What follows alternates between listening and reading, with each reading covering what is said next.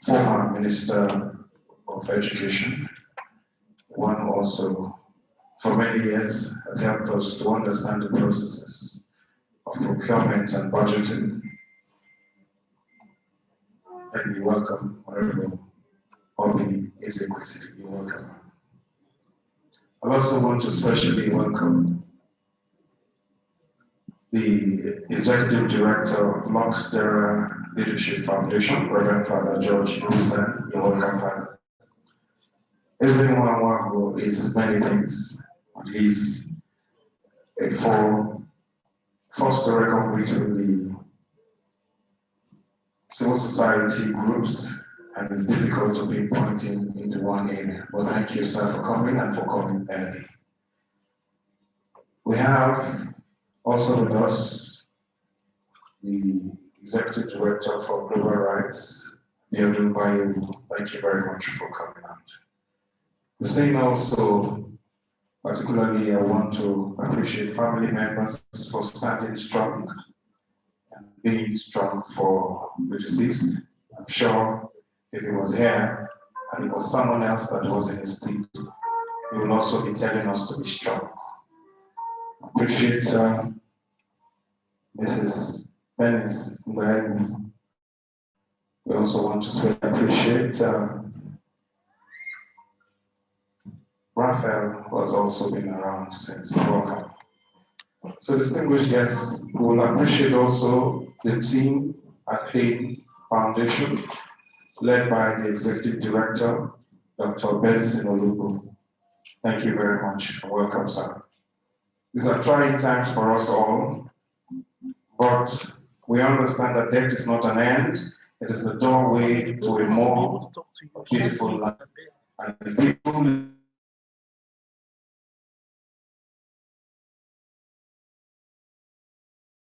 welcome us once again and believe that this work was gone ahead of us, but this sure is a route that every one of us must pass. We have also with us the former Executive Director of Clean Foundation, now of Partners West Africa and Nigeria, Mrs. Kemi Kenyedo. You're welcome, ma'am. Let me hope that the police band is ready.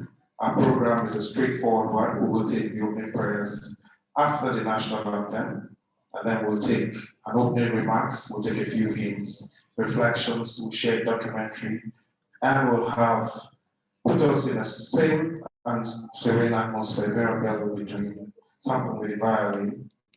We'll read the biography, we'll take a few tributes, and then afterwards, it will be time for us to just say thank you and do the closing prayer, and then we'll leave. So it's a very straightforward program. I pray that you are able to stay till the end, because at the end, we hope to use the candles that you have in your hands to just sing a special hymn and pray for the repose of his soul.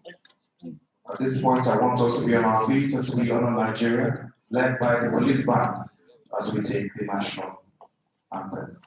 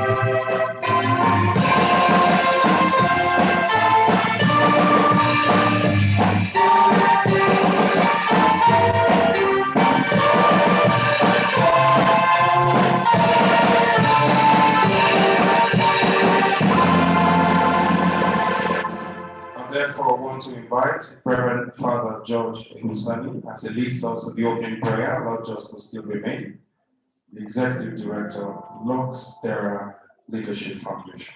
You're welcome, Father.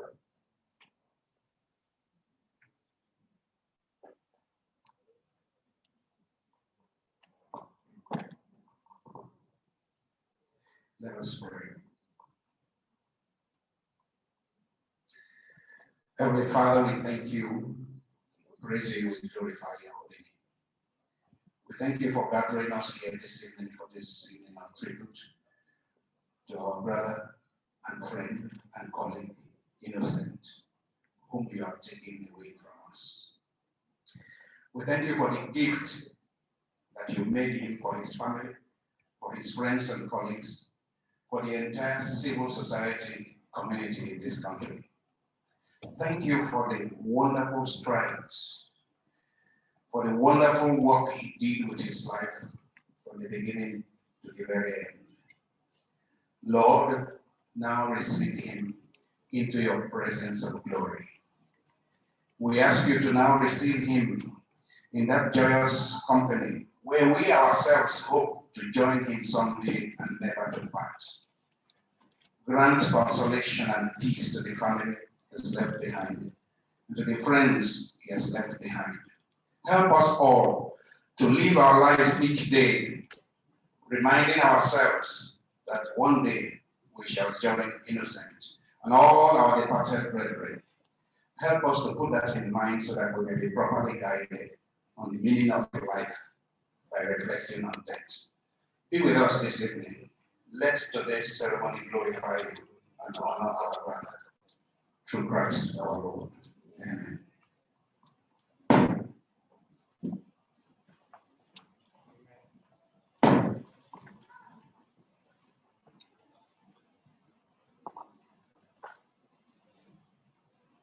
With the prayer said, we believe that we officially resumed and started the process in honor of our late brother, father, uncle, and friend. To begin, I know that the police band is still putting together, so I want to invite Mirabel to come and let's do a little something for us. This Mirabel is there before we take the reflections and then we get all the other things ready. Is Mirabel set? Please, can we put our hands together for her as she comes up?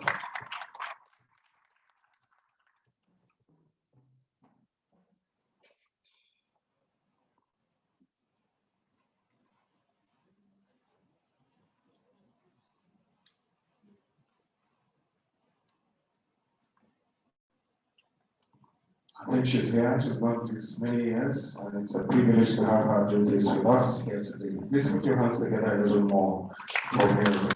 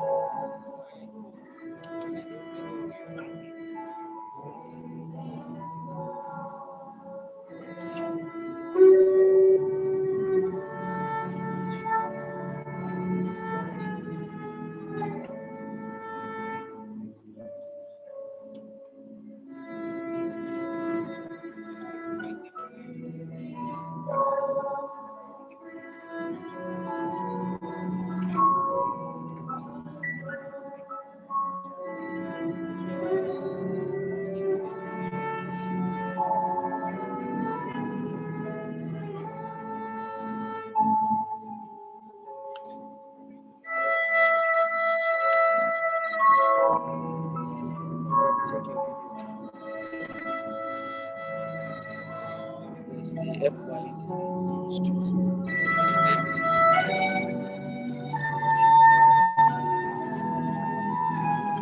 is it right?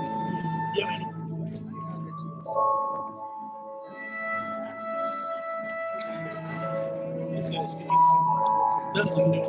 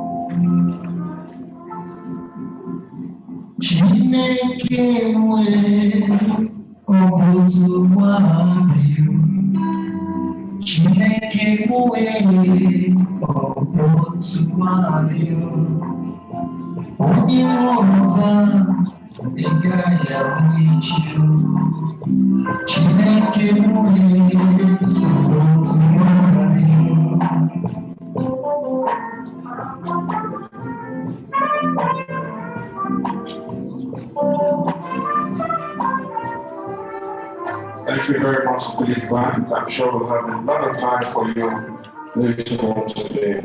But let me welcome in our midst the Chief of Staff to the Deputy Senate President of the Federal Republic of Nigeria, Dr. Otibe Iguzo. You're welcome, sir.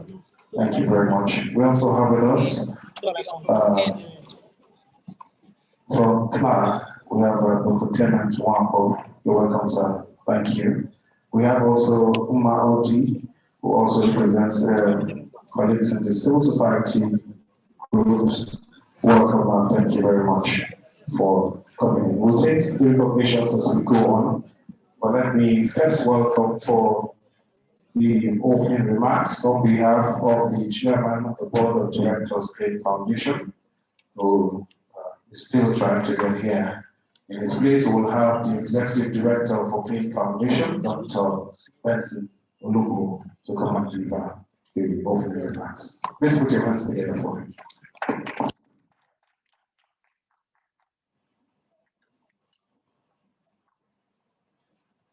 Good evening, ladies and gentlemen. Good evening, ladies and gentlemen. On behalf of the Board of Trustees, management, and staff of Plain Foundation, we want to sincerely welcome each and every one of us to this night of tributes. Innocent was a man of many parts. Some people have described him as an Iroko tree. Some people have described him as an elephant. Some people have also described him as somebody who was very humane and who touched so many lives.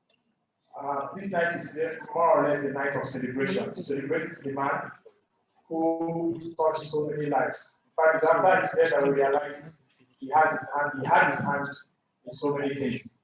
May his soul rest in peace. But also, three key lessons Innocent has left us is that you could live a life of impact, irrespective of how many years you have spent here on earth. The second one is that in every opportunity you find, please be good and sow seeds of peace. Sow seeds that could germinate and bear more fruits for people. And I think the third reflection, I'm not the one giving reflection anyway, that Innocent has shown us is that even as we have these strategic plans, 50 years plan, 20 years plan, 10 years, 5 years, also remember that somebody who owns this life, and we can always be called at any point in time. So this night is not a night of crime, it's actually a night of tributes. And I'm sure you have this book that is more than 150 pages, actually reminding us of the life, the times of Innocent. And if he was here, he would just be one side grinding, and probably looking at us and say, right on. And he's also trying to tell us that it's not a night to cry, but it's also a night to reflect about him and also about us as human beings. So on behalf of the board, the management and staff, I want to sincerely thank each and every one of us who are here. We thank the family for giving him to us and allowing him to make that tremendous sacrifice of being a motivator, of being a father, and also being one of the people we look up to as civil society citizens. We also want to thank people who associated with him in his childhood days, who are also here with us. We want to thank government institutions he worked with, especially the police band, the Nigerian police force that sent a very high dedication. We want to thank people who are here, who played also a role in his life. I know that one of us here actually, Mrs. Chukwuma was working in his office, where Innocent met his wife and married Josephine. So we want to also thank you for coming. And on behalf of the board and management of Clay Foundation, I want to sincerely welcome you. And this is not just the end. There will also be another tribute in Owerri on 10th. And then the remaining programs that will take place in this next week. We look forward to all of us participating. I also pray that God will repose his soul and grant us joy mercies even as we celebrate a man who means so many things to each and every one of us. Thank you once again. May the Lord bless all of us. God bless you.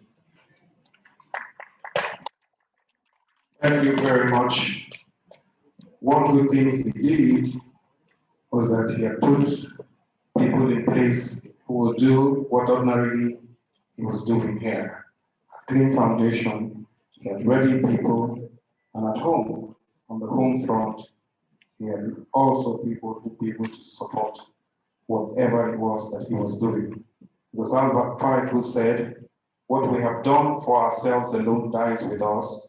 What we have done for others and the world remains and is immortal." So today we're here to celebrate one man who has done a lot for himself and for country. He has left for us immortal and indelible footprints that we will leave to celebrate continually. At this point, I'll go to the police band, who have been carefully prepped to lead us in a hymn at this point. We want to be on our feet together as we take this hymn led by the police band.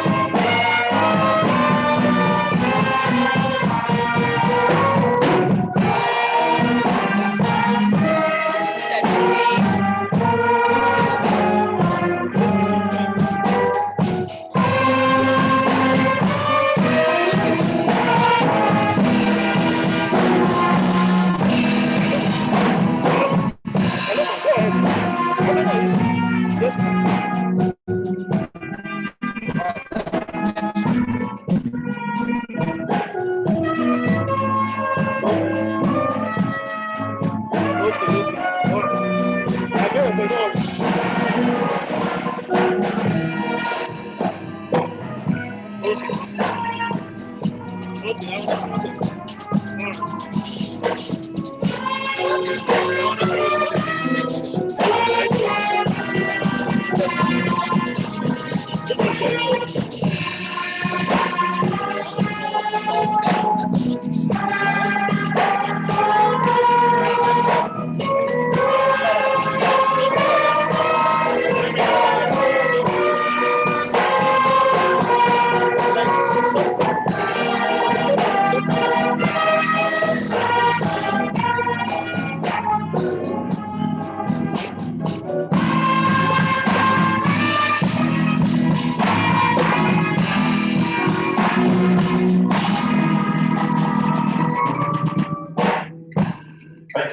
George, please may take your seats.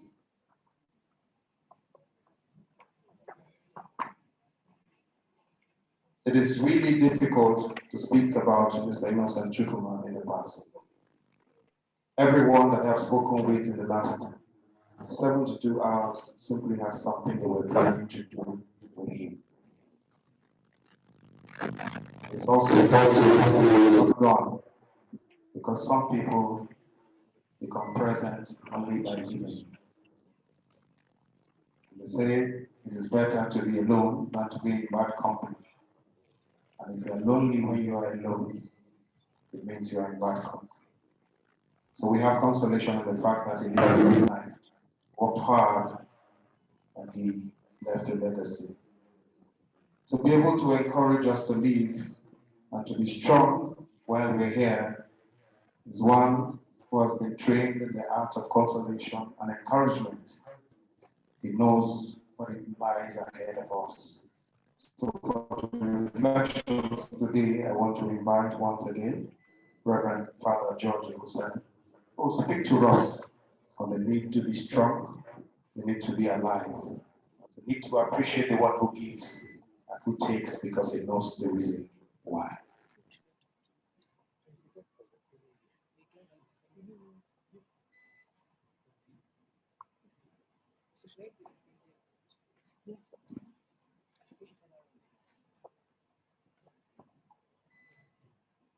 Once again, my words of consolation to the immediate family and the friends, partners, and colleagues of our friend Innocent Chukwuma. May he rest in peace.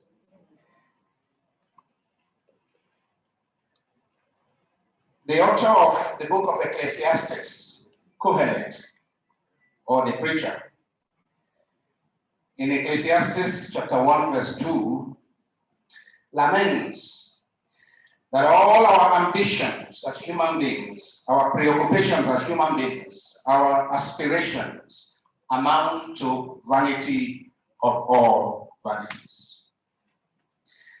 I recall classical novelist Thomas Hardy comes to a similar conclusion in the book The Mayor of Casterbridge, when he writes that the human story is such that moments of joy and happiness are only interludes in life's general drama of pain. Moments of joy and happiness, says Thomas Hardy, are only interludes in life's general drama of pain. And Thomas Hobbes describes the miserable plight of the generality of human beings for whom life is nasty, brutish, and short. But while discussing the resurrection within the context of the reality of suffering and pain and the humiliation of physical death in the world, St. Paul says in 1 Corinthians 15:19 that if Christ has not been raised from the dead, or if there were no resurrection of the dead, and if our hope in Christ were for this world alone, then of all creatures, we are to be most pitied. My dear friends, with all the distractions of our age, many people find it difficult to reflect on what I call the fundamental question of life's ultimate purpose, and what it is that really makes life meaningful. We prefer to just live through each day, struggling for space, competing for power, and grabbing as many toys as we could lay our hands on along the way, rather than engage in the more philosophical question of the essence of our existence. We often get so engrossed in the rat race to succeed in business, to get to the top in politics, and to become social celebrities that we miss out on what truly matters in life and what really gives meaning to life. Indeed, today, we are all under such intense pressure to live on the fast lane, to be like the Joneses, to consume more and more goods, to indulge in more and more pleasures, and to acquire more and more personal freedom, that we have little time left to ask ourselves what meaning there is to all these earthly preoccupations. There appears indeed to be an epidemic of widespread thoughtlessness or lack of vision among us today, on account of which many people are living very destructive and meaningless lives. Yet, the Greek philosopher Socrates observes that a life that is not reflected upon is hardly worth living. The painful paradox of our human existence, dear friends, is that we are constantly drawn to the glamorous parts, even though somewhere in our consciousness we recognize that not all that glitters is gold. We are constantly looking for more and more comfort, for more and more pleasure, for more and more wealth, and of course, for more and more power, prestige, and popularity, even when we know that they don't necessarily bring contentment or fulfillment. We push so much of our attention, we put so much of our attention and our energy into pursuing wealth, pleasure, and power, seeking to find happiness thereby. Yet, somewhere in our consciousness, we know that these things do not in themselves bring ultimate happiness. This is why St. Augustine, 4th century philosopher and theologian, noted that men and women pursue happiness even when they live in such a way as to render happiness impossible. As human beings, we were created for a purpose. Our ultimate fulfillment and happiness lies in the realization of this purpose. We are designed in such a way that we can neither find happiness nor attain fulfillment within ourselves, no matter how much we try. We are wired in such a way that ultimate happiness and fulfillment for each one of us lies beyond ourselves. No amount of material pleasure, no amount of wealth, and no amount of power and security can provide for us the joy and the peace and the authentic happiness that is only available to acquire, that is only available in our Creator. Indeed, the human heart hungers and thirsts after something beyond all that is available in this world. This is why, as I said, the author of Ecclesiastes lamented, "Vanity of vanities, vanity. What profit can we show for all our toil, toiling under the sun? A generation goes, a generation comes, yet the earth stands firm forever. What was will be again, and what has been done will be done again, and there is nothing under the sun that is new. I, Kohelet, have reigned over Israel in Jerusalem. Wisely I have applied myself to investigation and exploration of everything that happens under heaven." What a wearisome task God has given humanity to keep us busy. I have seen everything that is done under the sun. It is all vanity, mere chasing after the wind. Sadly, friends, only a few get to discover this fact in their journey through life. And so many spend a whole lifetime, like I said, living destructive lives. It is the same Augustine of the 4th century, St. Augustine, who discovered this truth in the middle of his life when he declared, "The Lord has created us for himself, and our hearts are restless until we rest in him." Thus, true, authentic, lasting happiness can only be found in the higher level of meaning and purpose, not in the mundane level of material wealth, creature comfort, political power, and popularity. That is to say, human beings do not achieve authentic, lasting happiness and fulfillment simply through the acquisition of wealth, power, high social status, and popularity. Those who go to incredible extents in the desperate pursuit of happiness do not often find it. Instead, authentic happiness comes through a lifestyle of service and commitment to others. Commitment to the happiness and the welfare.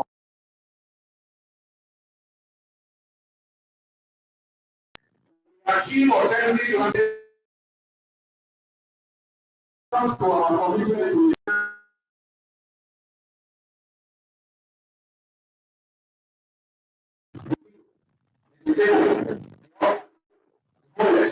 The victims of injustice.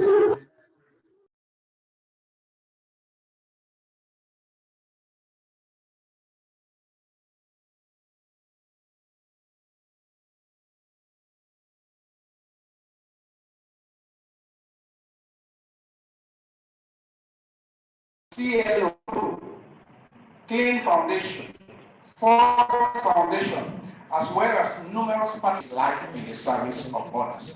May the Lord be praised for the gift that he was. The central paradox of our Christian faith, which many have constantly failed to recognize, is what St. Paul calls the foolishness of the cross that is wiser than human wisdom. It is what Jesus puts across when he says, anyone who loves his life will lose it, and anyone who loses his life for my sake and for the sake of the kingdom will find it. And whoever wants to be great among you must make himself last and servant of all. In a Sermon on the Mount, Jesus teaches that the poor and those who serve the poor are blessed, and that it is the narrow gate that leads to life, not the wide and spacious road.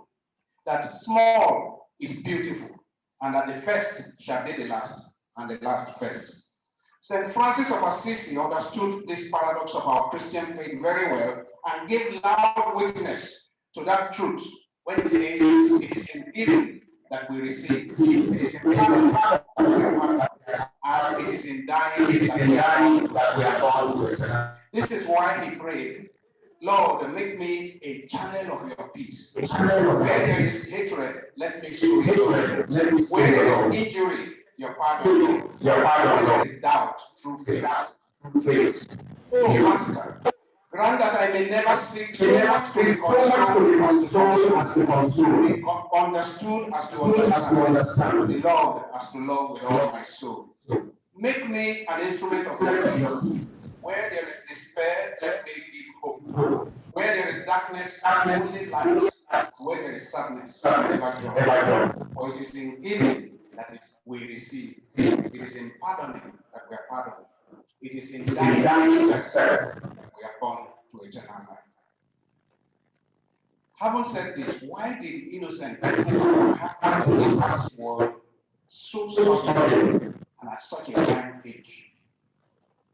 I am almost 10 years older than innocent.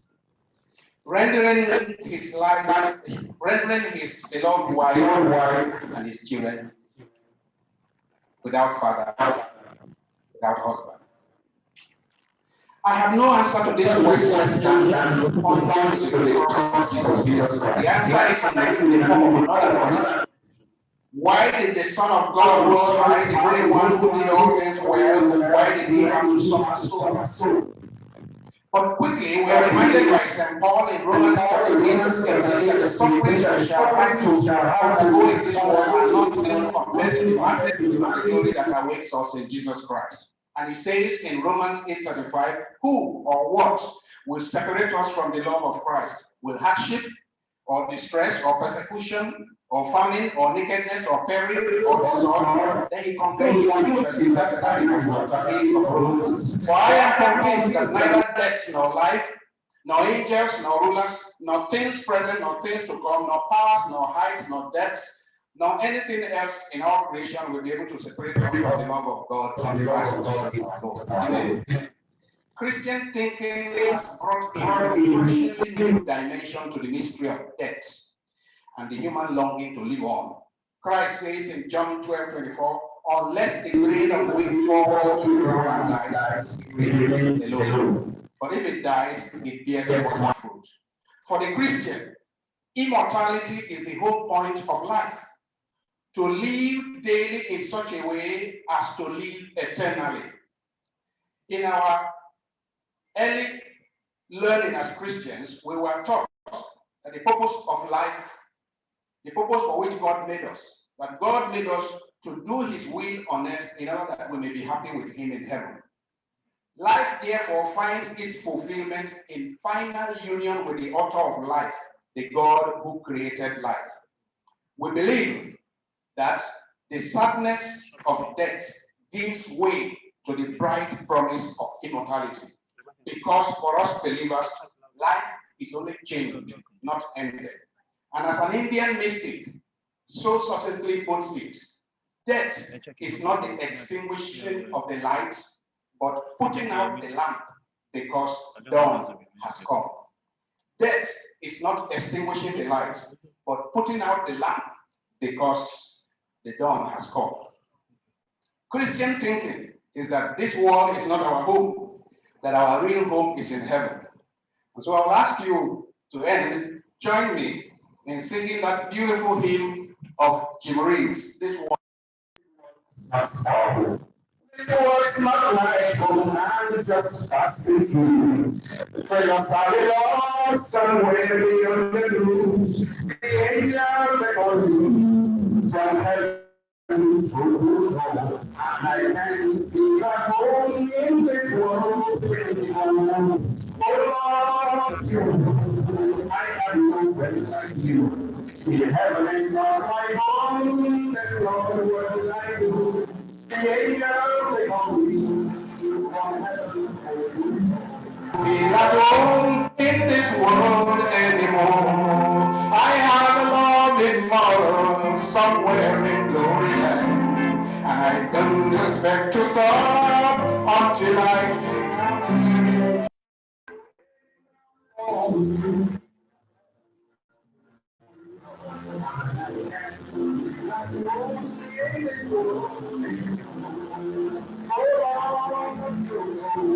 I have no friend. Heaven is not my home, then God wants to light. The angels above, we are home in this world. Just over your land, saints on every hand are shouting victory. There are songs of rejection.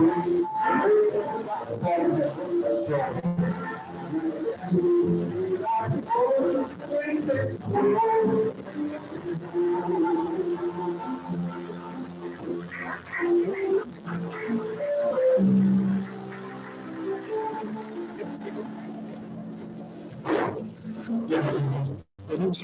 Thank you very much, Father. We appreciate you. As I have to raise our spirits to the point of the and we said to you that we have to celebrate that the studies of the children, and that's what the kids have to take it to that level. So I appreciate our analyze the fact that that shows as well as the greatest fear of the Jesus is here, when we go to zero as a sense of souls, the reason why we are calm and quiet is because truly the grace of God and respect. We can just see that as a result of ourselves. We are saved and in this. Thank you. And God wants to see someone on the national hospital. And the rest of them was to God seasons the internal hospital. And that revenue that we visit was very nice to actually do. And then we said, the man was describing the rescue for us, said once you get to the car park, you will see the mosque at the right, you will see the mortuary at the left, and the toilet is in the middle. So at the time I went to the toilet, there was a row of 7 toilets. There was a passage in between the mortuary and the customer's park. And as soon as I got to the door to the second one, opened and closed. And then the steps. I remember that next to was the mortuary. I don't know if I finished the business so it's really our own fear. And the truth is that God has given us courage and hope that beyond this life, there's something that can happen. There is nothing never happens. There passes into another new things, stardust or seafoam, flower or wind air. The darker the night, the darker the stars. The deeper the roots, the views of his God, because even though all things grow with time, grace does not grow with time. We have a special guest joining us in the is going to speak to us right about now. From the we're talking about the Vice President of the Federal Republic of Nigeria, where we welcome Professor Oshilanja, GCA, Senior Advocate of Nigeria. Please put your hands together.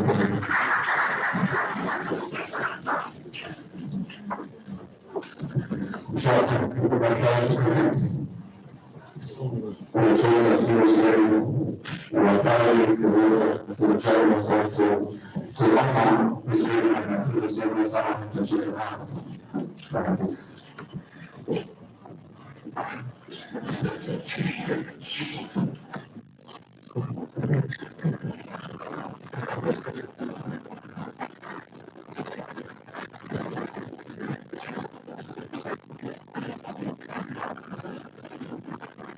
I want to quickly to another as we prepare for this. We hope that we can do and this is now to the point here and this is now that Father has given a summary introduction of his life. But now we will go into the depths of his to understand how he lived. Was very organized, was everything that any human being would want to do. And he says to very organized man, life is not another. Beautiful journey, I get it, is an adventure. So therefore, I want to invite to help us into the sign of his life, and we welcome us to have our lady, Matthew, to speak to us about how his life was. And tell us some of the things that you're thinking about to be. Help us appreciate the fact that his God has been true.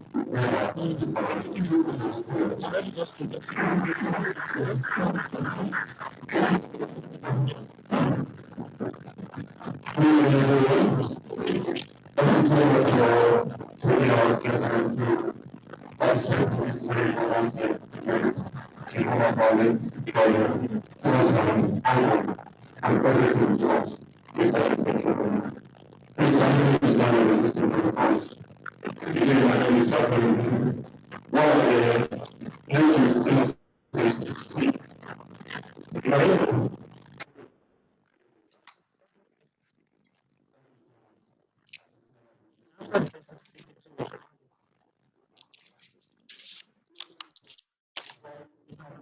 Since 1966 at the Federal Hospital, Abuja.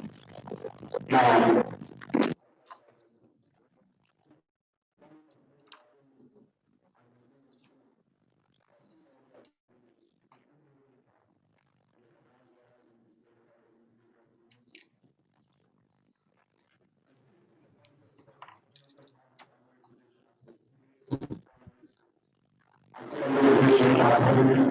those colleagues who are before possibility to raise up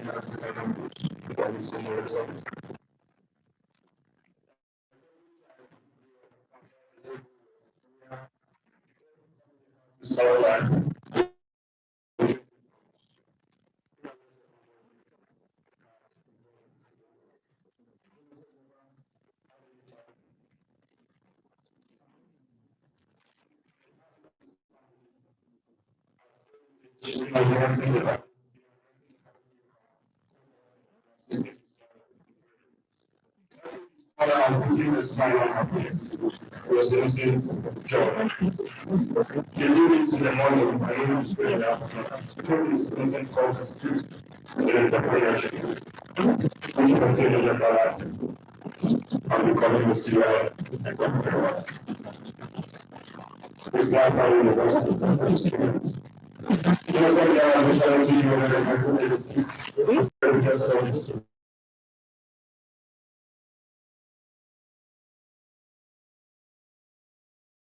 That joined Students' Union politics and got elected Speaker of UNM Students' Union, as well as Senate President of National Association of Nigerian Students, NAMS. Watching Led Chima Obani, then President of Students' Union, speaking at Zik House, influenced his joining the student union activism.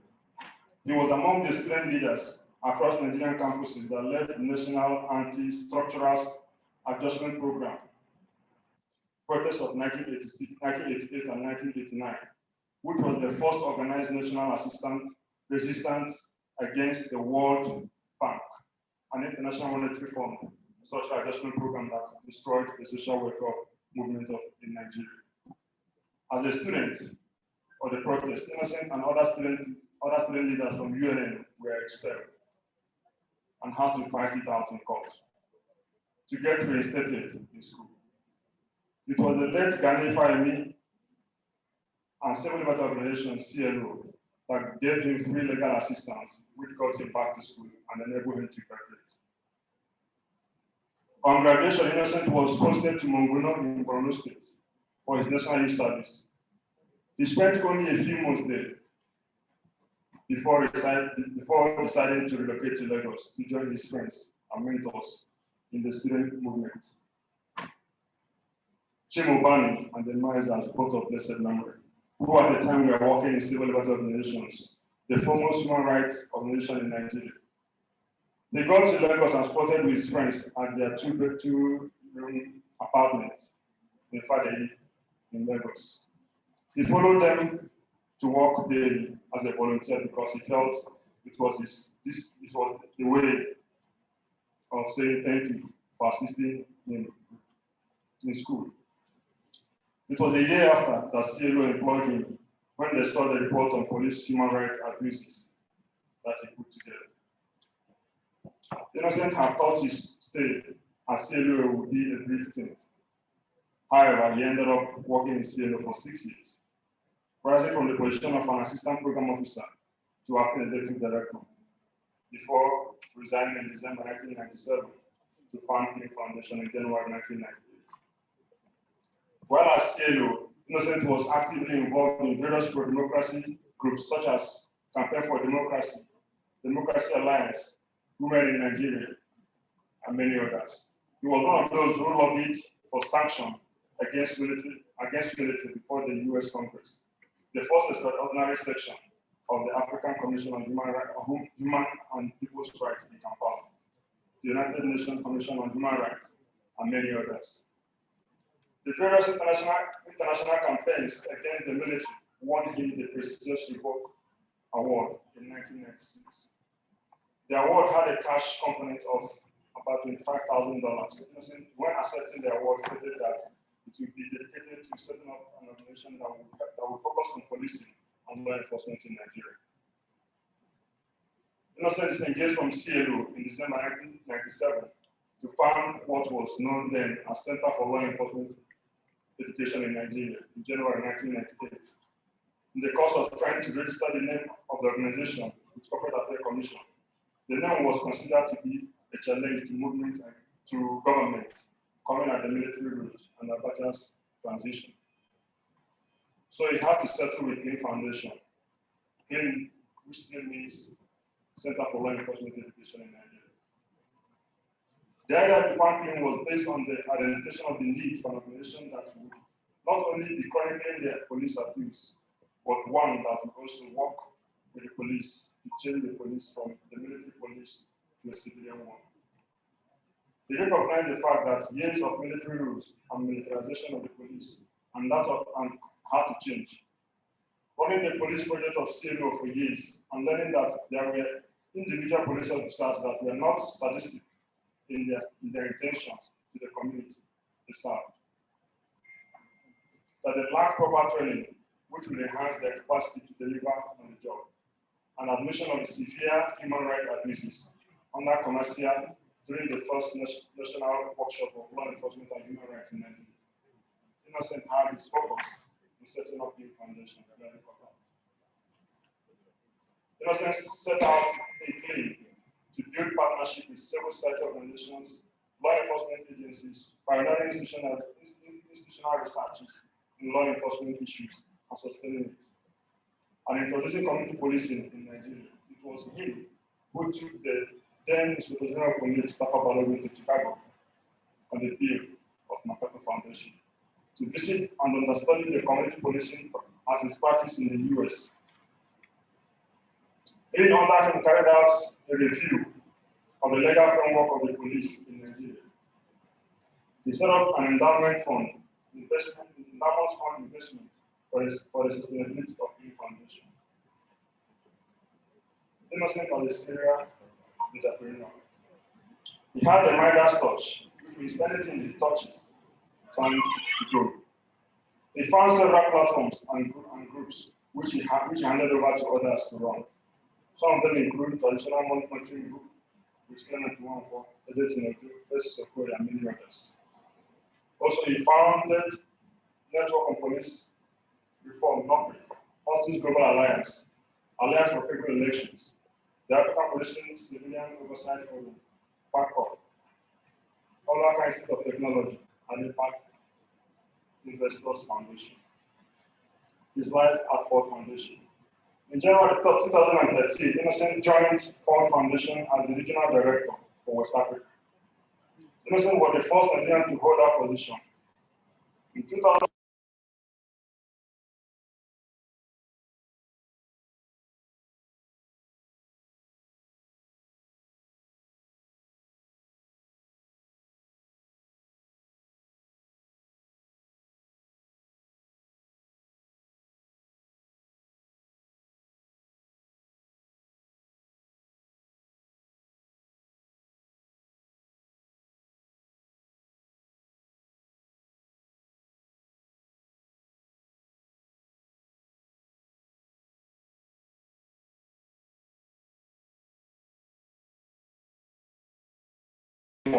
the area of impact investing in West Africa, we saw purpose of leveraging resources from the private sector towards meeting the Sustainable Development Goals, SDG. This led to the launching of the Impact Investors Foundation. He was a still grant maker. When COVID-19 struck in March 2020, Innocent reached out to the Nigerian Center for Disease Control, NCDC, and was a member of Anna Foundation's COVID-19 think tank. Ford Foundation under him supported the Lagos state government with vehicles to assist in contact tracing. He recently retired from Ford Foundation on January 31st, 2021, after 8 years of military service. His marriage and family. Innocent met his lovely wife of 3 years, Josephine, a feminist and women's rights activist, in September 1996, referred to as the first human rights couple in Nigeria. As they were the first activists to meet on the job and got married, Josephine and Innocent, to all who knew them, were inseparable. In planning their wedding, they operated on the philosophy of therefore founders and therefore joiners. They both moved from their respective apartments into a place they jointly found and settled. Josephine and Innocent are blessed with 3 lovely children, Chidinma, Kanu, Amara Chitu, and Nkechi. Thank you so much for your time. God bless you.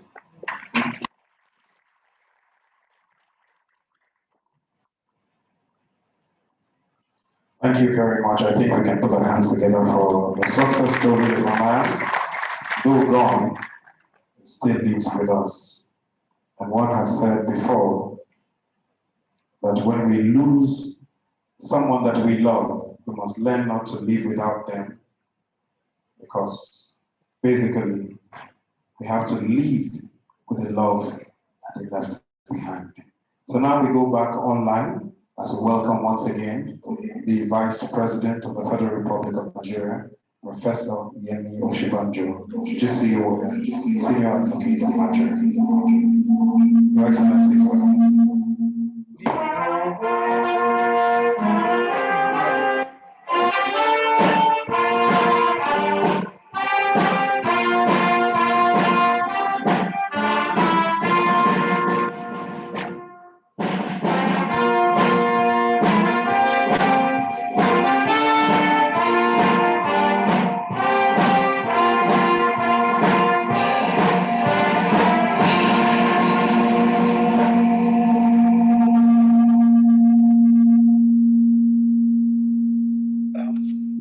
evening, everyone, and thank you very much for this opportunity to say a few words about my friend and brother, Innocent Chukwuma. In an earlier tribute which I wrote, I mentioned that Innocent has been a friend and collaborator for very, very many years. I first met him in my days as special advisor to the Attorney General of the Federation. This was in the early 90s. At the time, he was with the Civil Liberties Organization. And all of that time, I found in him a person who was very committed to the pursuit of social justice, the pursuit of rights, and he was so completely dedicated to all of the causes and to practically everything that he did with all of his heart. But what I found most fascinating about him was that calmness about him. I mean, despite the fact that he was obviously, in many ways, a firebrand individual, but he was always extremely calm, always willing to listen, always willing to hear the other side. His special area, which was police reform, was one in which he and I became even more engaged when I served as Attorney General in Lagos State. And we found, of course, that he was easily the most, in terms of those who had knowledge and those who had any level of experience in police reform, Innocent was clearly head and shoulders above everyone. And so he was a very important resource for us in the law reform efforts in Lagos State at the time. And we spent a lot of time together working on criminal justice reform. When, of course, after that, we kept in touch for very, very many years, and I followed very closely all the work that he was doing. But as soon as I got here and was sworn in as vice president, Innocent and Judy Lowe were one of the very first people who came to me and said, look, what is it that we can do about police reform? What can we do about criminal justice reform? What can we do about your anti-corruption efforts and all that? And he put together the support that we got for the establishment of the Presidential Advisory Council on Anti-Corruption. And between himself and Jude in the Open Society Initiative and a couple of others, were able to start this advisory council. And they kept in touch, he kept in touch, we kept talking and discussing, fine-tuning and trying to get things done. And he never at any point in time, failed to make his views known, failed to make his criticisms, what he felt had gone wrong, what he felt could be done better. I mean, he was just always engaged. And he always believed in this country, always believed in not just the potential of this country, but what this country could become. He just never, ever gave up, never gave up hope. And so today I'm just, deeply saddened by the fact that we've lost an important partner, a great and reliable friend.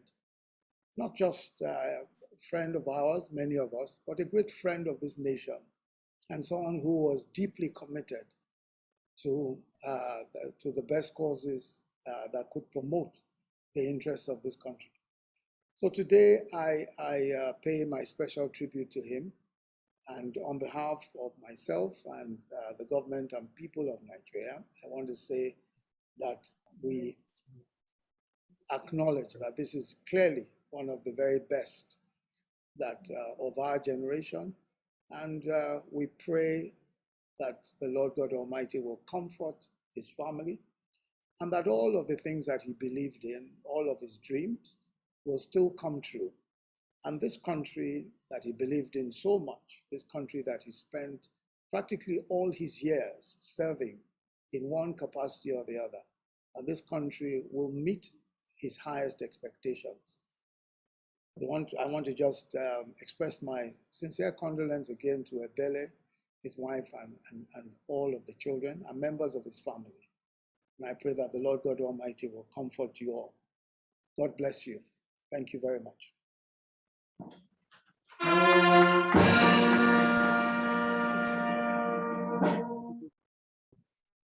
Thank you very much, the Vice President of the Federal Republic of Nigeria. We appreciate you for that message and for the revelation about his role that he has played in helping with the anti-corruption fight and police reforms. We'll go now into other tributes. We also want to once again thank those who are online and appreciate you for being a part of this. We will take the first tribute will be from the staff of Clean Foundation, and representing the Clean Foundation here. I have the program manager, Clean Foundation, Ruth Olofin, who will be taking the first tribute for you.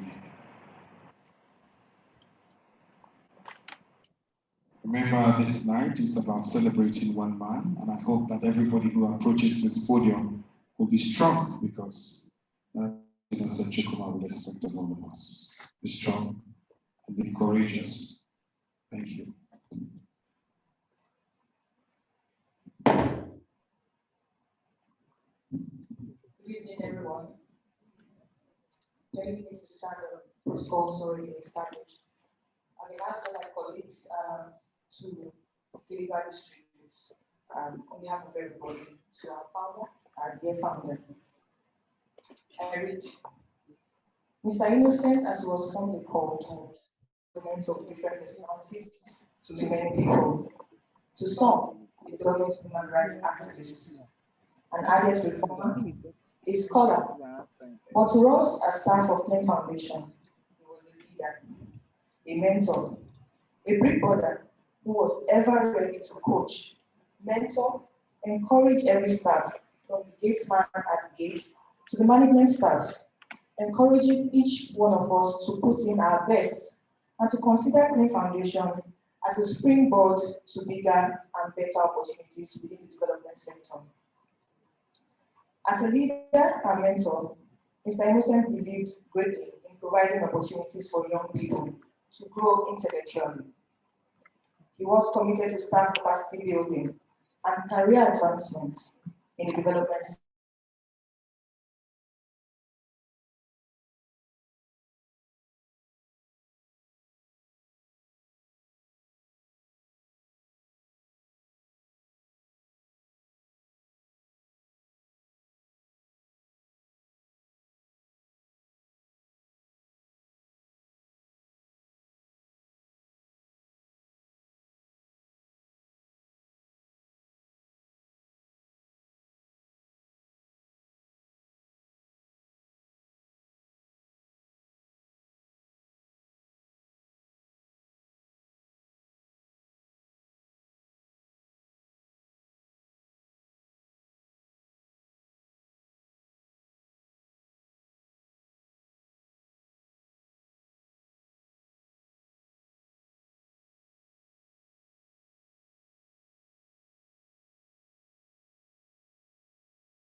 Pioneered while he was in Queen to expose young civil society actors in Africa to police reform ideas and efforts, as well as to broader issues of public safety, security, and justice in Africa.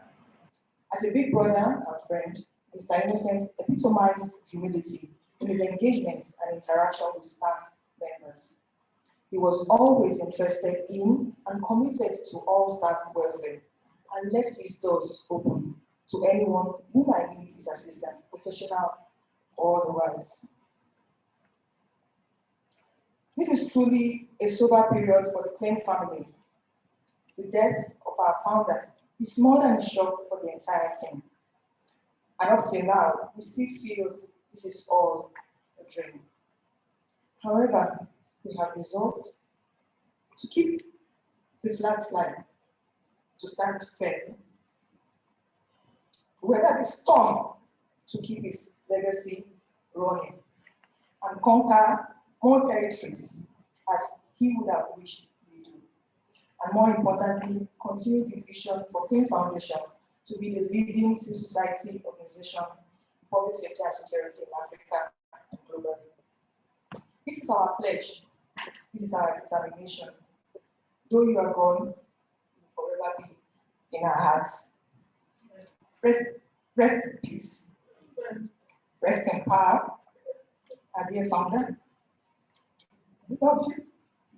Thank you everyone for listening. Thank you.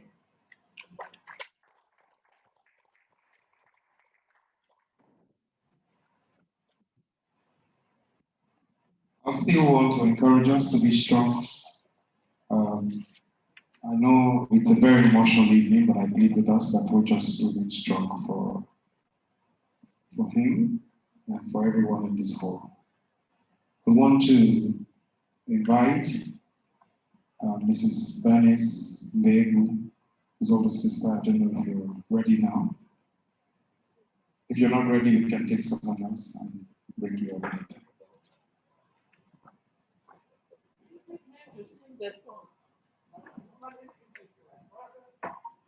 She will want to sing a song, but ma'am, you will need to be strong for him.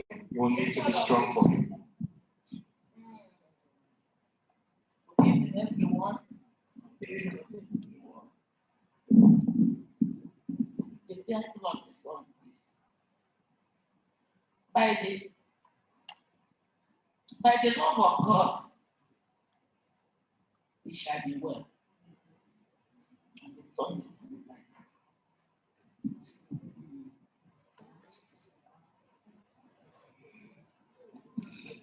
Site n'ịhụnanya Jizọs, ọ ga-adị mma. Ebere ya enweghị mgbanwe, ọ ga-adị mma.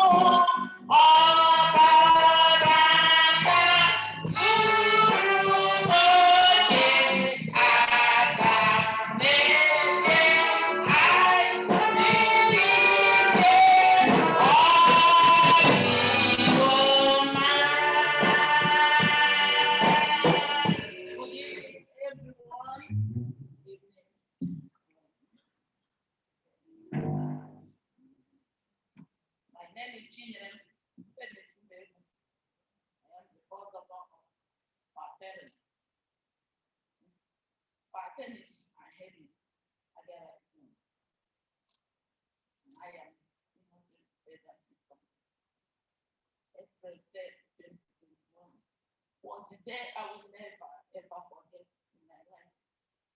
Innocent Chukwuma was the fifth child of our parents, who were born to our parents when they first took financial strength.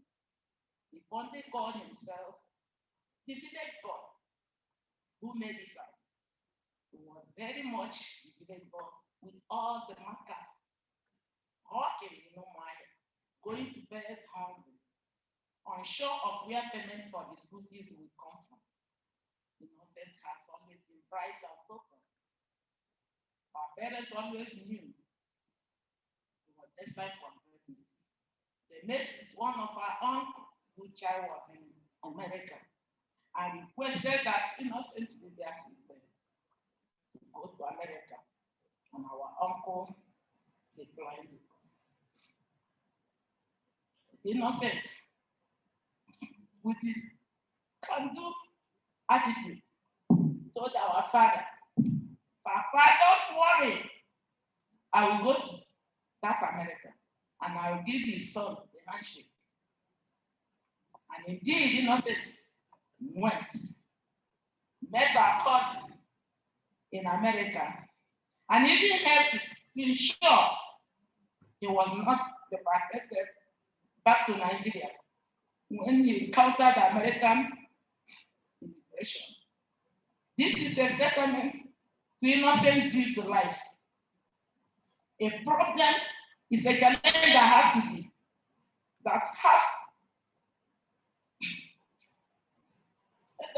not to cry about. He took every problem as a challenge, and for every challenge there is a solution with hard work. Hence we nicknamed him Adwaketa. That's the left-handed lion. February 2021 was the last time Innocent and I saw. Our conversation were centered around new beginnings. He was very excited about his memoir, writing projects he shared on his homecoming. Innocent was moving back to Imo State. He told me, Venice, I have served my nation. I've acted as a global citizen. Now it is time to serve my community. As a family, we are at the acceptance stage. We remain grateful to God for a life well lived. He was such a great human being, so strong, courageous, intelligent, loving, and jovial. A pillar that supported our whole family. The river that supplies us water. He didn't even give us the chance to pay him for everything he did for us, his family. The house I'm living today with my family, it was the one that gave it to me. He did not go alone. Part of us went with him. The day God called him home, our family chain was broken. And nothing seemed the same. But as God calls us one by one, the chain will be linked again.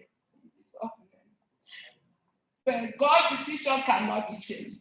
He was a role model to them. He detected raw talents and refined them.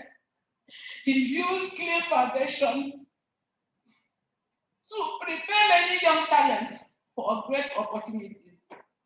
Our children whom he helped to nurture will really miss him and his honest fatherly advices. We did not expect it and wish we had more time to continue to appreciate him. Innocent was a loving husband, justice, and adopting father to three kids. Three beautiful ones. Respectful and generous kids, and a kind uncle to his nieces and nephews. He was a mentor to three of my children who followed in fashion to serve in non-profit sector, and all have brilliant careers in foundation, both at the Center for Democracy and Development. I see all the beautiful dreams of getting in honor of him. He lived a good life. Go on to see that will not be forgotten. I will miss him. The plans that I don't know where we are going. The promises he made, that we forgive now. Most importantly, the happiness, his smiles, and pride brought to me. I thank God for the life. The work he did, and this part, it brought to everyone that he had honor you. Thank you for taking the time to pay your condolences to our loved departed soul. Good night, Papa, my brother. Rest on my own cross.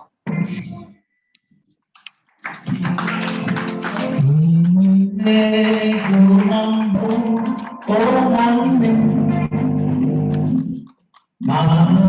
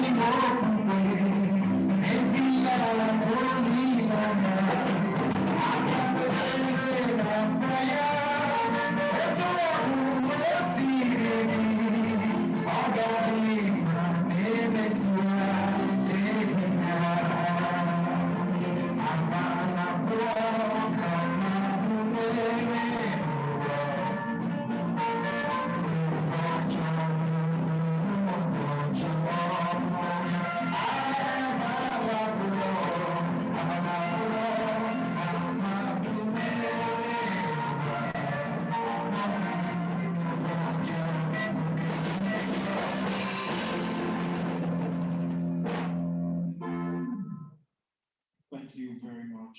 We'll quickly go to the next. And to Innocent will say, this is how we remember you.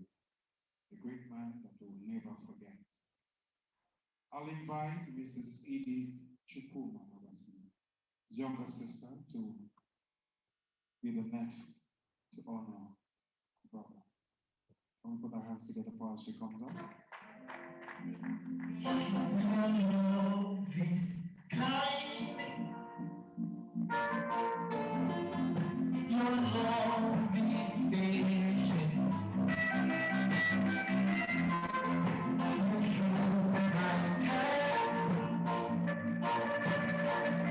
With so much peace and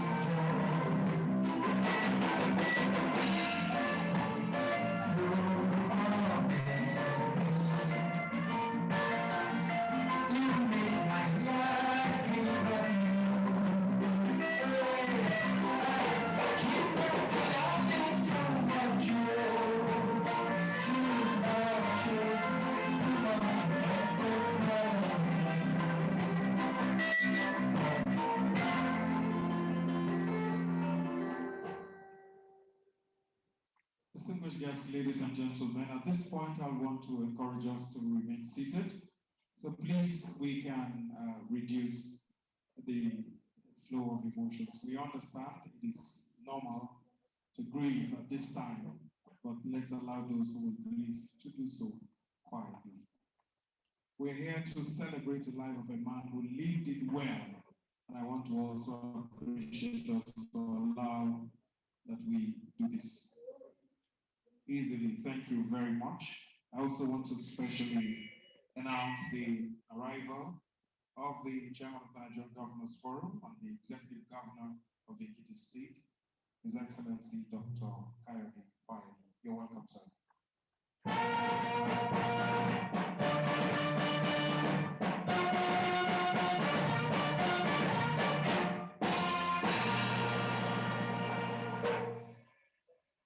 We'll quickly take two of his childhood friends. Okay, Chukwuma of Rola, if he's here, we'll take you quickly. Please put your hands together for him as he comes up.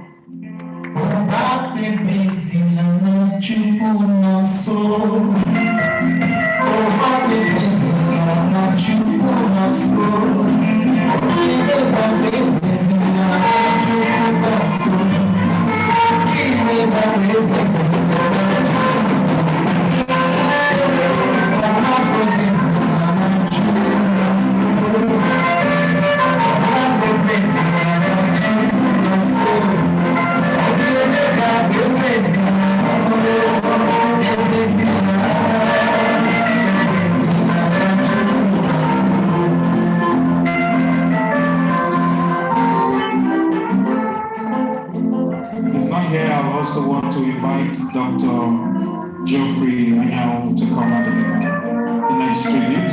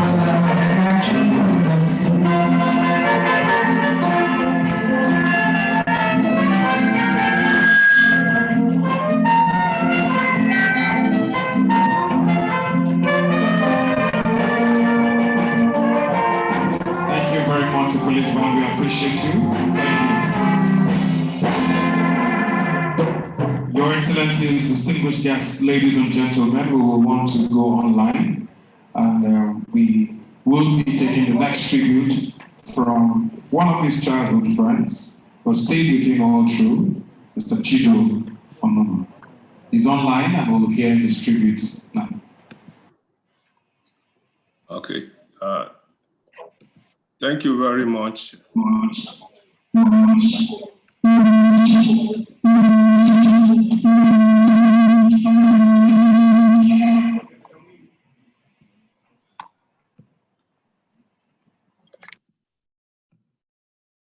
Okay. Thank you very much, Clean Foundation, for putting this together. My name is Chido Onuma. I'm the coordinator of the African Center for Media and Information Literacy. I'd like to start by condoling with our sister Josephine and the children. So much has been said about Innocent and his contribution to police reform and the larger civil society space. Innocent was all that and more. He exemplified the very best of us. I met Innocent around 1988 during our engagement in the student movement. I was at the University of Calabar. He was at the University of Nigeria in Nsukka. And subsequently, he would spend time with me in Calabar each time he ran into trouble with the authorities at the University of Nigeria. Our paths would cross again during our national service in Maiduguri, Borno State. We had a relationship that bordered on brotherly love. What endeared Innocent, and I'm sure many of us can testify to this, was his humanism and good-naturedness. One of the things I never stop talking about when an opportunity like this comes up, it's the fact that Innocent was very supportive to people who he barely knew, but even more so for those who were close to him. I remember 6 years ago when I ran into crisis during my PhD work and I was about to abandon the program. It was Innocent who encouraged me to stay on and gave support through Ford Foundation for me to complete the program. Inom, as I used to call him, loved life and he enjoyed it to the fullest. You couldn't get bored in his company. He had a joke as a solution to every problem. His humor stood him out in every gathering. His friends became my friends and my friends were his friends. Innocent was a big man, but it wasn't just his frame that defined him. He was a man of big ideas. He was also very practical in every sense of the word. There was hardly any problem Innocent did not have a solution to. Whether you agreed with him or not, you had to respect the depth and originality of his ideas. The fecundity of his mind reminded you of a Groid, the repository of oral tradition in West Africa. Innocent was friendly and accessible. The influence he wielded did not change his disposition towards friends or younger associates. For many in my generation, the political philosopher Frantz Fanon was the quintessential primer for political education. In Fanon's seminal work, The Wretched of the Earth, he admonished each generation must, out of relative obscurity, discover its mission, fulfill it, or betray it. In life, Innocent epitomized the words of Fanon. He discovered his mission and fulfilled it, and he's deservedly been honored in death. I hope we'll find a way to immortalize Innocent and his ideas. Rest in peace, brother. Rest in peace, Inoma. Thank you.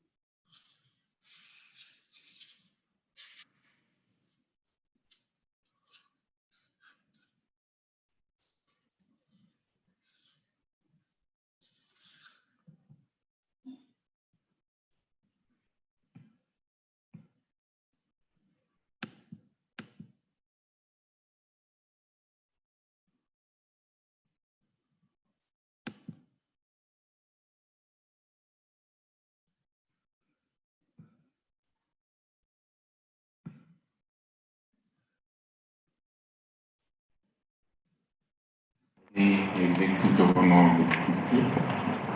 Please let me stand on all the protocols that have been established already. Today, we mourn the departure of a patriot, a true believer in our democracy and human rights. We celebrate the life and achievements of an activist, a leader, and a distinguished Nigerian and global citizen who has devoted his life in the pursuit of liberty, equality, and social justice. Today, I celebrate my friend, my partner, and the true supporter, Innocent Chukwuma. I met Innocent in 2007, and I knew immediately that this persona and passion that the right elite here we needed to spark off a rich and enduring partnership which has spanned various aspects of human rights. Through the King Foundation, Innocent was instrumental in shaping the work of the National Human Rights Commission on police accountability and reforms. This includes the groundbreaking public hearing on police brutality in partnership with NOCRI. Innocent was a firm believer in the National Human Rights Commission as a democratic institution with the mandate to protect the rights of every of the state to human rights instruments binding on the Federal Republic of Nigeria. In 2006, the accreditation of the Commission was downgraded due to the interference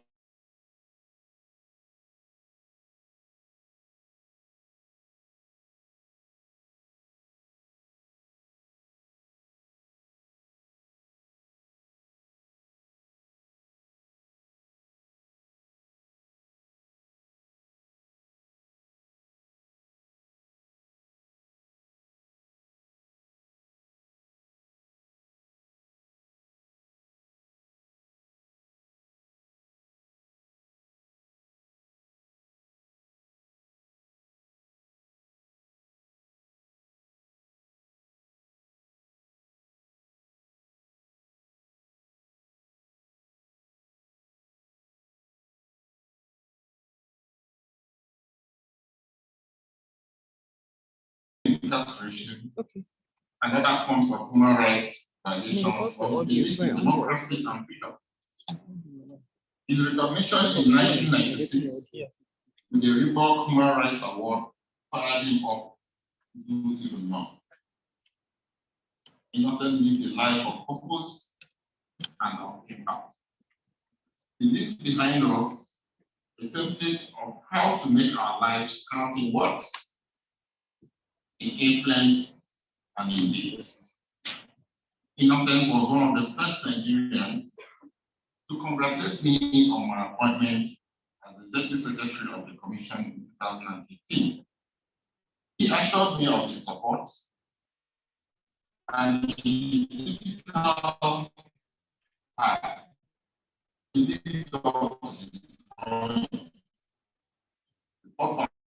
Foundation of Peace for West Africa, which he headed project on the panel on social agenda-based violence. He became a reliable partner, advisor, and confidant. It will train more with other persons that work with people from all ages and all walks of life. Trust them and to strive to improve their human rights and well-being. Today, from the north, people can tweet on my Twitter handle too. East, you tweet like that, this is hashtag. We have celebrated life and work. Innocent presents for all of us lifelong lessons, commitment, partnership, and humanity. From being an advocate for police accountability, he became an agent for police reforms. From a human rights activist, he became a force for change, a rallying point for the incubation of ideas, skills, and policies that will fight inequalities and drive people-centered development. If everything innocent was guided by the firm belief that life was transient, that our life is nothing but buckets of deeds, which eventually will be told as tales called history. That the greatest good anyone can do in life is service to fellow citizens. Innocence seems to have been guided by the words of the Williams, who once said, I expect to pass through this world at once. If therefore there is any of kindness I can show, or any good thing I can do, to any fellow human being, let me do it now. Let me not defer or neglect it, for I will not pass this place again. Innocent has left us at a time Nigeria and the world needed his service. I don't know if he has a relationship. But he has played his part, and we celebrate him today. What is now left is for us to continue his good works and live in his ideals of courage and commitment to democracy. I can hear the voice of innocence, who are whispering to all of us, saying in the words of St. Paul the Apostle, I have fought a good fight, I have finished the race, I have kept the faith. Justin, Chidema, Amarachi, and Nkechi, Innocent was an inspiration to many, and may his legacy continue to serve as your strength, even in these difficult moments. The Nigerian human rights community, may the legacy of Innocent continue to live on and inspire us to continue his good work, to enjoy a society where the human rights of everyone is respected and protected. I commit to continue from where it got to ensure that from accountability, police reforms must be the way forward in Nigeria. May the soul of innocence continue to rest in peace. Amen. Thank you.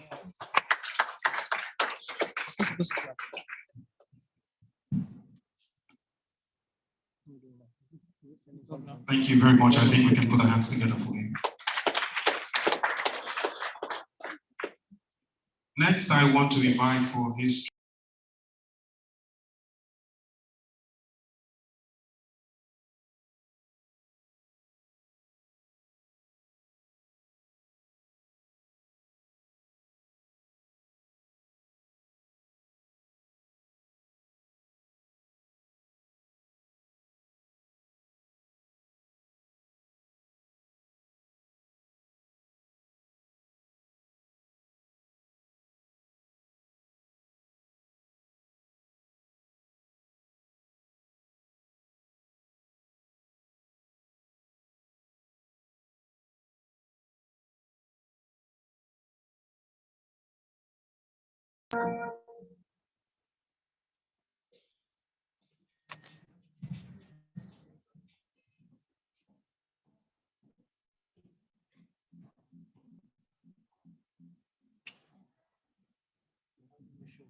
Thank you very much.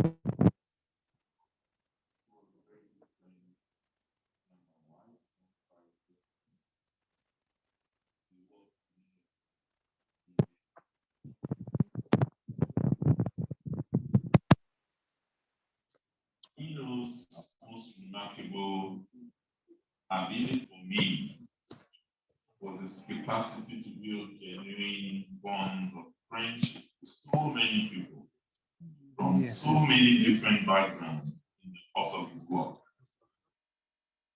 And every engagement with Innocent left you with the impression that he was not only deeply passionate about collaborating with you on projects and programs, but he was first also interested in you as a human being. He's Ogaka, how are you? It's always genuine and demanding of the honest response about how I have the strength of coping with the vicissitudes of life. And I was also a beneficiary of his generosity as the South African director of the Ford Foundation, both as minister, mines and skill development, and also in my current role as governor of the state. As minister, funded many of my engagements with artisanal miners, as well as with civil society institutions interested in mining and resource governance. And of course, as governor, he has been very supportive of our gender equality programming in the state, particularly in relation to gender-based violence.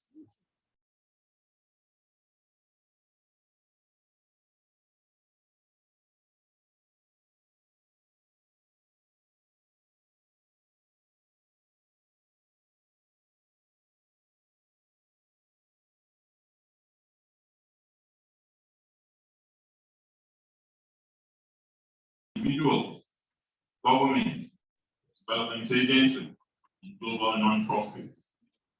And he never failed. Just as Tony has said, he got early recognition when he won the Reebok Human Rights Prize. As someone who is from the movement myself, I can attest to the fact that his knowledge of the workings of civil society was stellar. And he had this obsession of birthing ideas, nurturing them to the point they can thrive, handing them over to competent successors, which is not always one of our strong points in civil society. Many of us in civil society want to remain permanent directors, not for innocence. Once he had built an idea, he was ready to move on. He was a perennial builder of ideas and initiatives. And one of his finest legacies is the Clean Foundation, which was set up in 1998. And one of the very first African CSOs to focus on public safety, security, access to justice in West Africa. Clean Foundation was the first African non-governmental organization to receive the prestigious MacArthur Foundation Award for Creative and Effective Institution. Amongst other achievements, Innocent was the foremost authority on police reform in our country. He was a good team player and an irrepressible coalition builder. He was active with us when we established the African Security Sector, ASSN, and also played a central role in the work of the reputable polling body, Afrobarometer, the claim serving as its Nigerian face.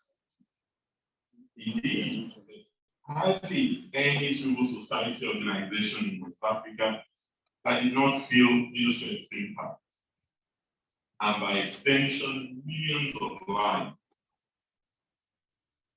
that were impacted by the program.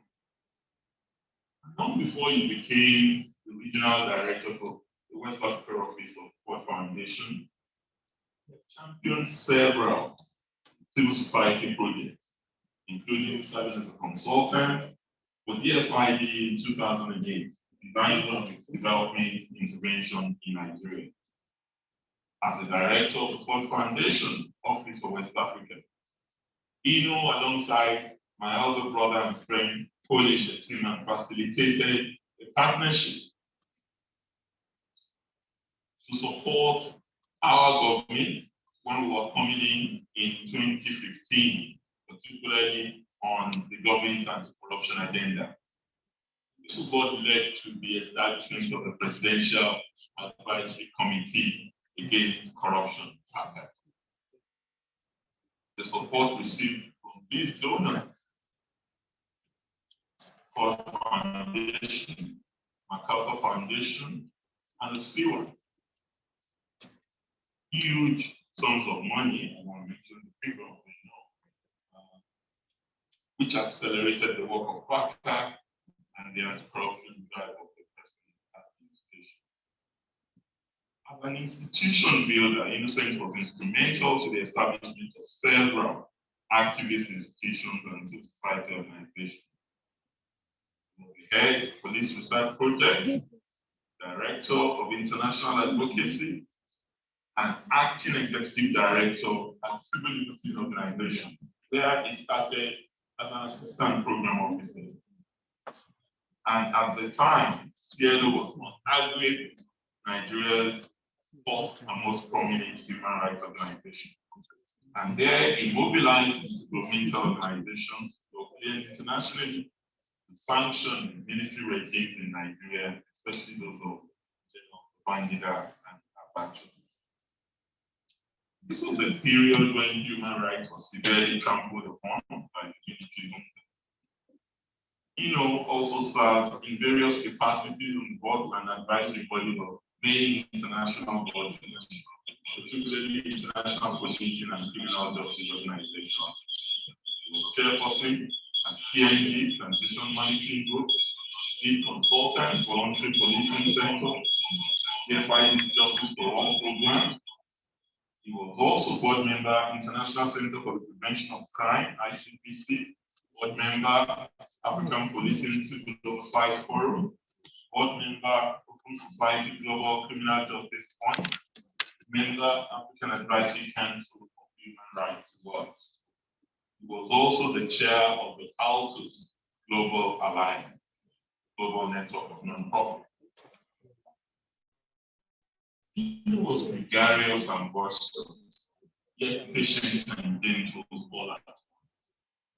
He was infectiously witty, and at the same time deeply caring for people. He was irreverent of power structure when the occasion demanded, but also knew how to curb the powers that be and mobilize stakeholders towards achieving a particular objective. That did not mean that such individuals would not attract his criticism in the course of time if they want to around the peace. Online platform, both belong, the Nigerian both belong, the Nigerian both is sharp turned against those who rebel.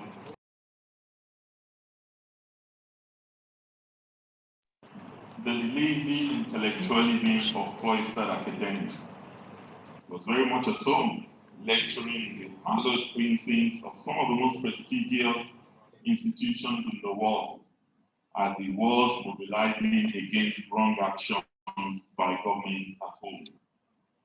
He was always in search of solutions in a variety of ways, When I met him at first, he was a young activist growing under the wings of Olisa Bakova and IOB. But you know, and also working closely with his friends, Lechima Obani and Emma Ezeazi. But he soon became a legend in Nigeria's democratic struggle, indeed a phenomenon. At the time, our country was in deep trouble with state-sponsored intimidation of people like Innocent, who consistently spoke through to power. But as the years went by and his ideas and methods evolved, he never abandoned the vision of a genuinely democratic, free, and just Nigeria. The fearless activist and selfless leader that Ino was, a significant feature of his legacy will be his courage of conviction and the clarity of his ideas through which he brilliantly and lucidly laid out, line upon line, precept upon precept, what he was convinced was the imperative of fixing Nigeria.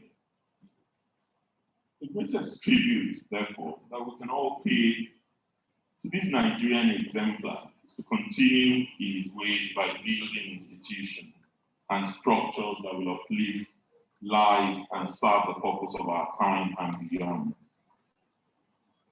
It was the late Nelson Mandela who once said, there can be no greater gift than that of giving one's time and energy to help others without expecting anything in return. Not only thought hard and theorized about how to make a fundamental difference in the lives of ordinary people. He, for the most part, had his hand on the plow and never looked back. For the devout Christian that he was, what blessedness for him to go home in a blaze of glory during Easter. This and I commiserate with our sister Josephine and the girls and the rest of the family. Ino fought a good fight. Ino kept the faith. Ino finished the race well. But Nigeria has been shortchanged by the loss of this consistent advocate of justice and equity. For the struggle must continue, as he would have wanted. Africa has lost a gem, indeed one of the brightest in the family. I have lost a friend. I do, Ina. Good night.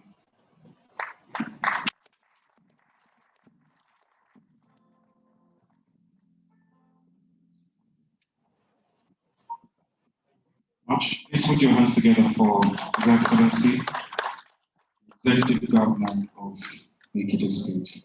Indeed, the friend who had come to pay tribute to his friend. Thank you very much, sir. We'll quickly take another one. The story is touching, and I'm sure when the death of the passing of Innocent was announced, he was one of those who will have been called and said, sir, has it got anything to do with COVID? The past 1.5 years for us as a country have been very COVIDic. And the disaster were not worse because one man, one square peg was allowed to remain in his square hole. It was a bad time, but he stood for us and he was our friend. He has come also to pay tribute today to our late friend, the Innocent Chukwuma. Let me therefore welcome the Director General for the Nigerian Center for Disease Control, Dr. Chikwe Ihekwazo. You're welcome, sir.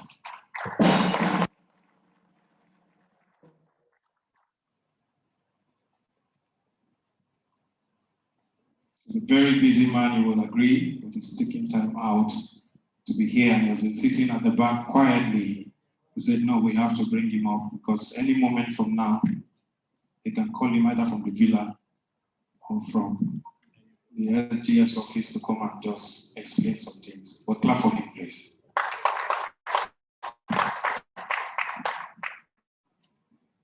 Thank you. Thank you, Governor. Understand the existing established protocol. Today, I really didn't want to say much.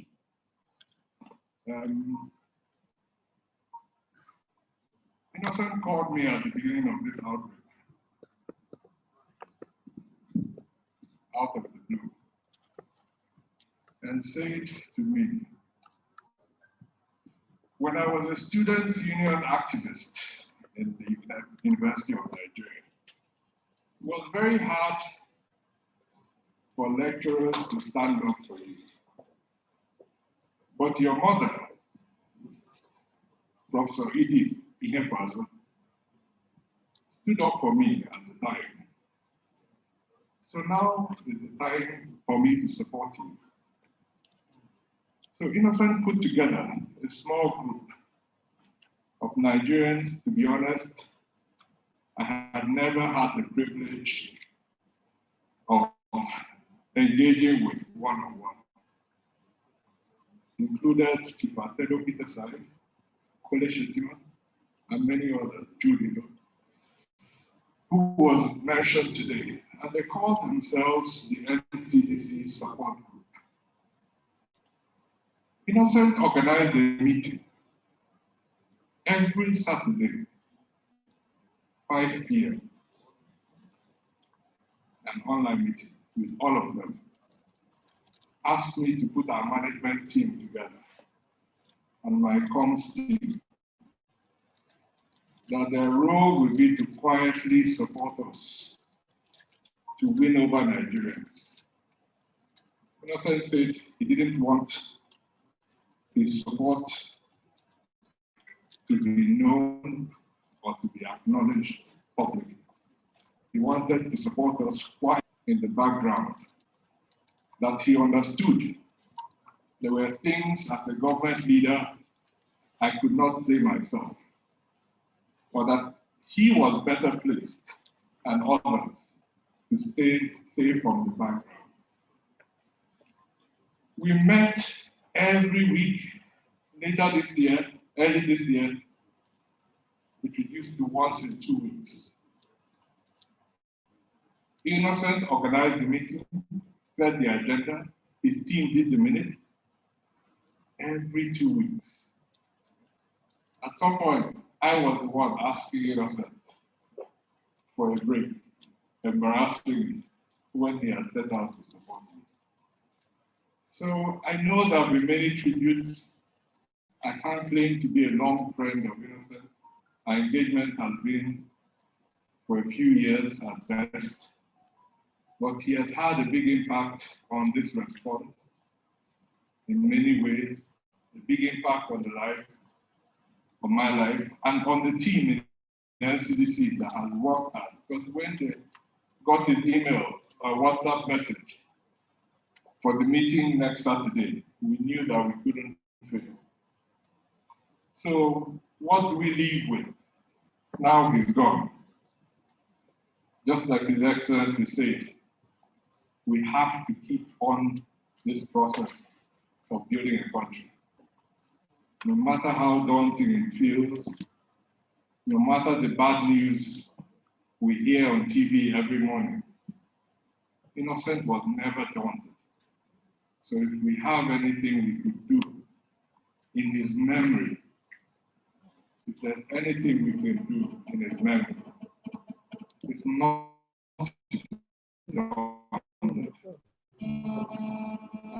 keep building the country of our dreams. Thank you.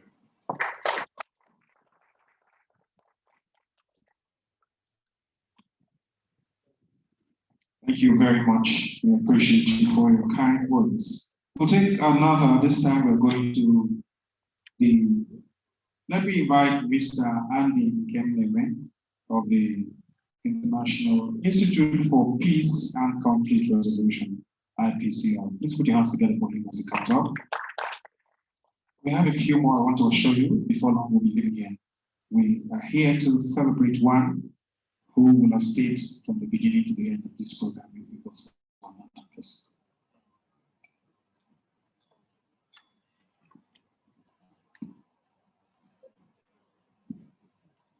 Good evening, everybody.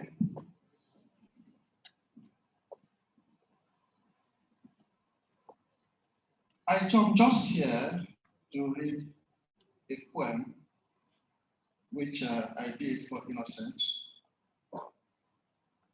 Not only as somebody who works with the Institute for Peace and Conflict Resolution that partners with the Clean Foundation, but as a friend of Innocent Chukwuma.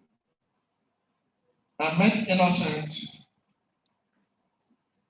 in the early 90s when he came to join the Mbise People's Congress. As at that time, I was the national president. Later, after discussions with him, Chukwuma and Geoffrey Anyao, I discovered that he was a close friend to Chima Ubani, who took over from me as the president of Center for Equal Rights and Justice, UNM, in the early 80s. So I know it also Chukwuma from the early 90s up to date. I was even one of those who I usually tell him when himself and Josephine, when we crack jokes, I tell you, remember I stood as your father the day we went to do your introduction. So he was a very close friend of mine. So I'll just take this poem that touches on so many things about our relationship and our work life. Innocent Chukwuma, a comrade with a style. Could this be true? That your light went off midday of your life. That the eagle on the Iroko flew unnoticed. The screams.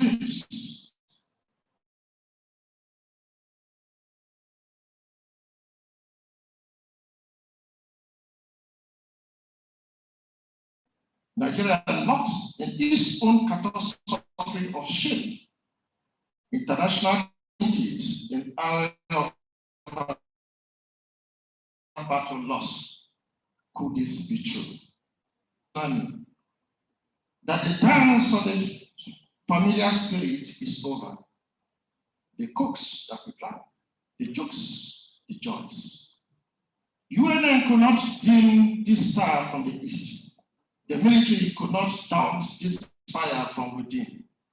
The police trailed and marveled at his ingenuity. We all reached out to tap from his competencies. Could this be true? The stage set for the battle of the Titans crumbled.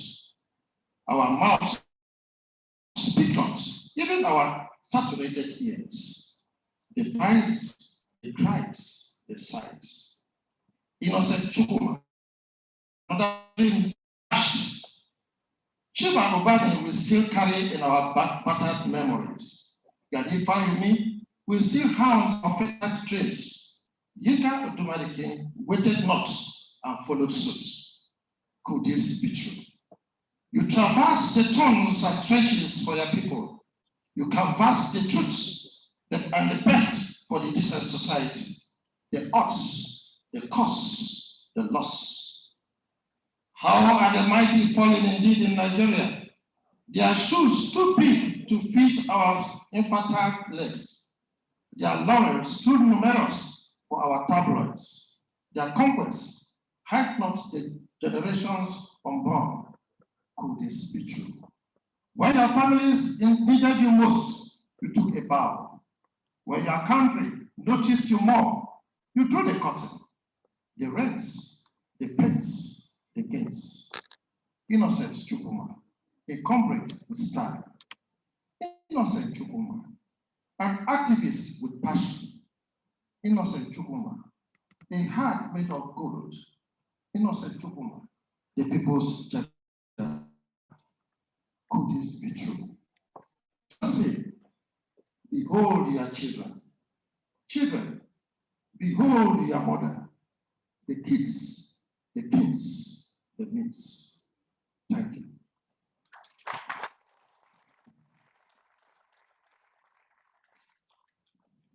Thank you. Please, another round of applause.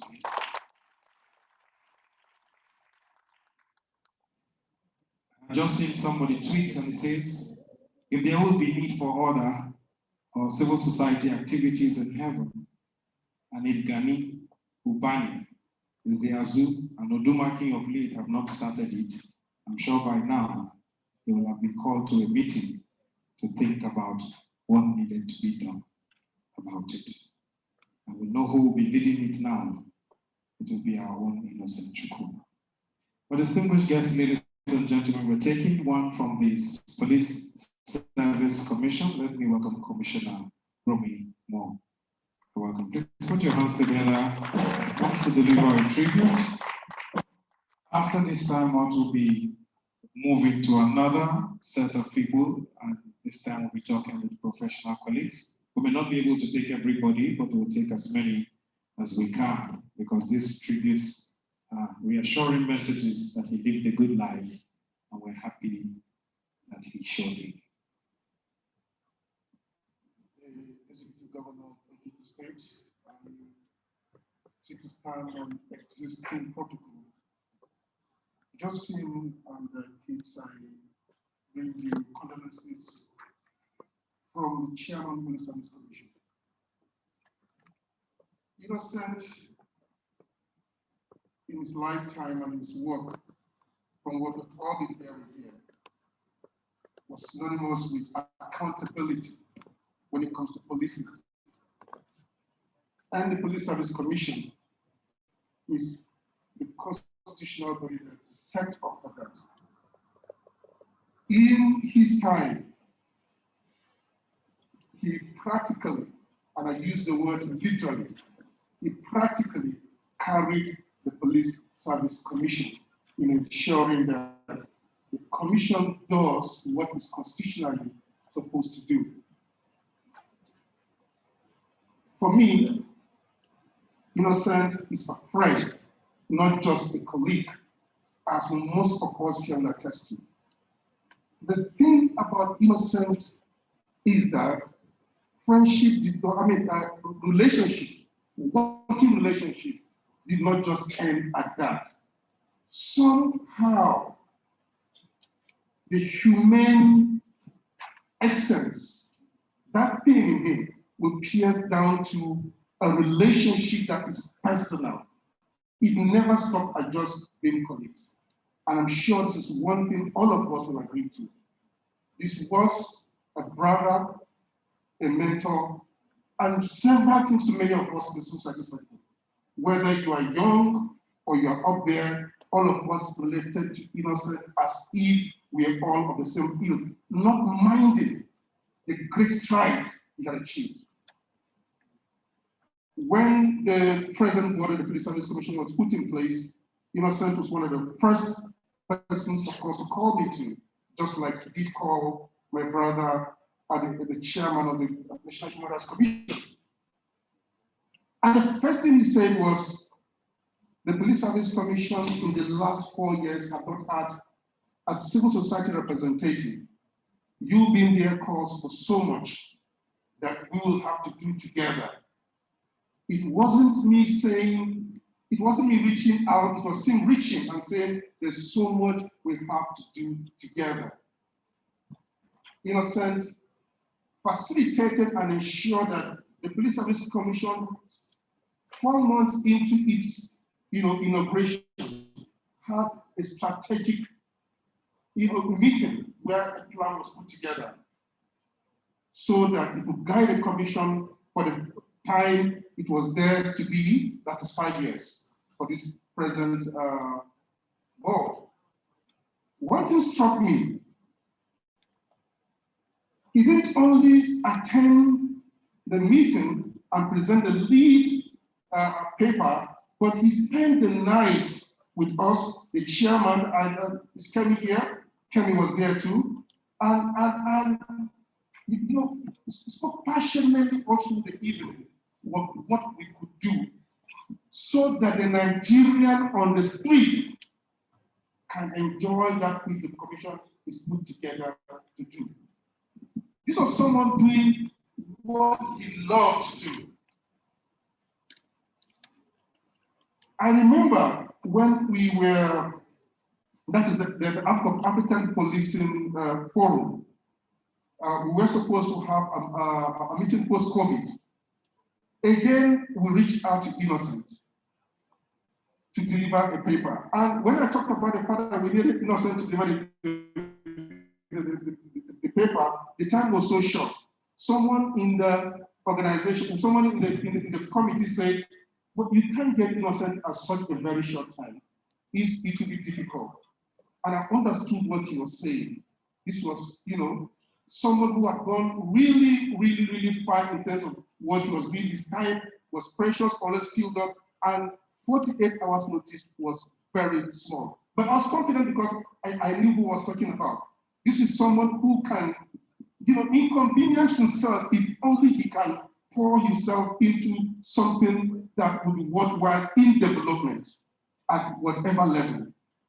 Confident of that, I reached out to that night to Innocent, and he truly, as I thought, came forth and delivered that paper. Someone who is a patriot in terms of believing in the independence of the Nigerian civil society sector. In our days at the TMG, I was also a member of the board when Innocent was chairman. Something happened, and it struck us so very much. In those days, you needed a lot of money to monitor elections, which was what the TMG was about. And so much money came to TMG on one condition: the money was going to be warehoused by international organizations in Nigeria, and TMG was going to, based on activities, draw on the fund. And Innocent said, look, the Nigerian civil society has come on its own,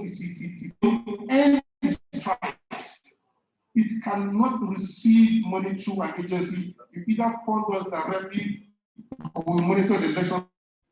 He refused to touch that money, the resources, and TMD for the first time under Innocent Chukwuma was able to monitor elections without any foreign support. The first of its kind. That was the first time for me that I was getting close to this great man, this icon. And from that time till when the Lord called him, all my engagement with him has taught me one thing or another. No person comes close to Innocent in our sector that does not learn one thing or another. Humility, strategic thinking, whatever it is. This is someone that we can talk about from now till tomorrow. Where the things he achieved did not in any way tell on the person you were with or talking to. And so, as we bid Innocent goodbye, we want to say we thank the Almighty God for the gift of life that He gave Innocent and the gift that we share, that being part of this life, learning from Him and all of that. The civil society leaders He has built, He has given birth to, will continue to lead these tenets. And so Innocent, the great idea that he was, cannot die. He lives. And may the Almighty God console the family, console us all. Just may God continue to also strengthen you. Thank you very much. Thank you.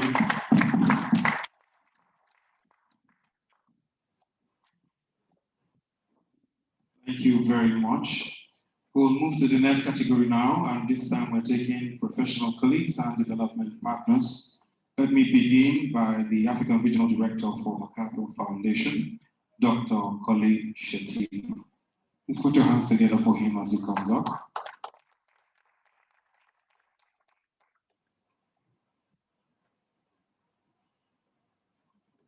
I'll get a few others to speak after him, but it's a long list, but we'll try to pick and choose so we can make it easy for us. Thank you. Thank you very much.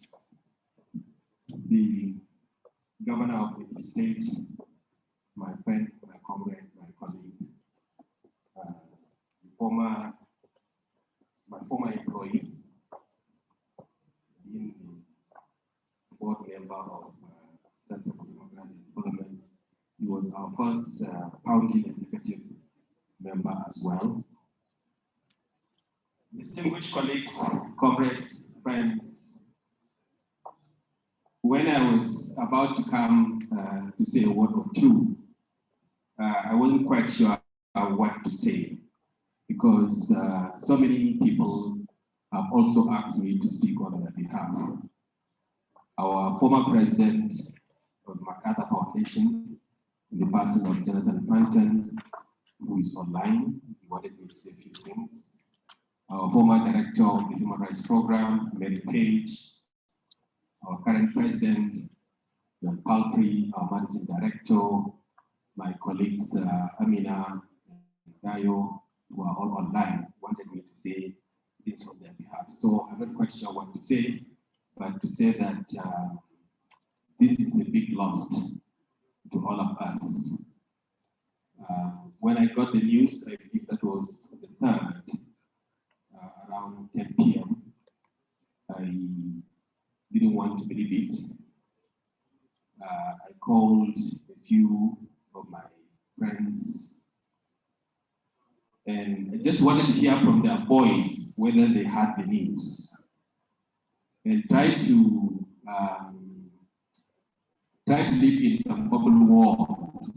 Once I didn't hear any shaky voice or anything sad or see, then I said, well, actually maybe this is not true.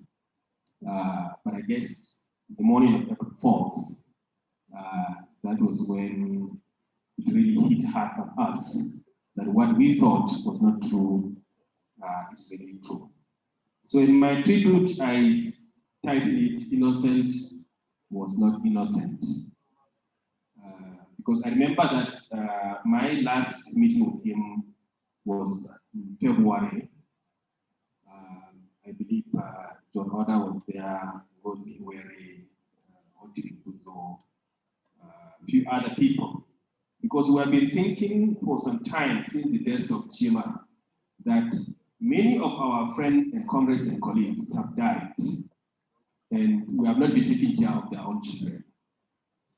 And we believe that if you don't care of their own children, why would their children ever believe in the ideals and the values of their parents?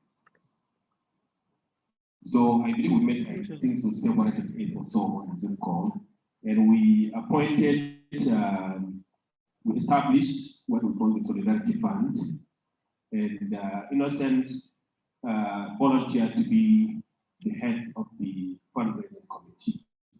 So the week he died, actually, it was in my mind to call him and find out, okay, what is happening? You know, how the fundraising committee was going on.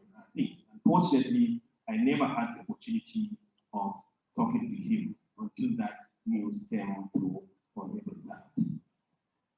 I knew Innocent not as a professional colleague.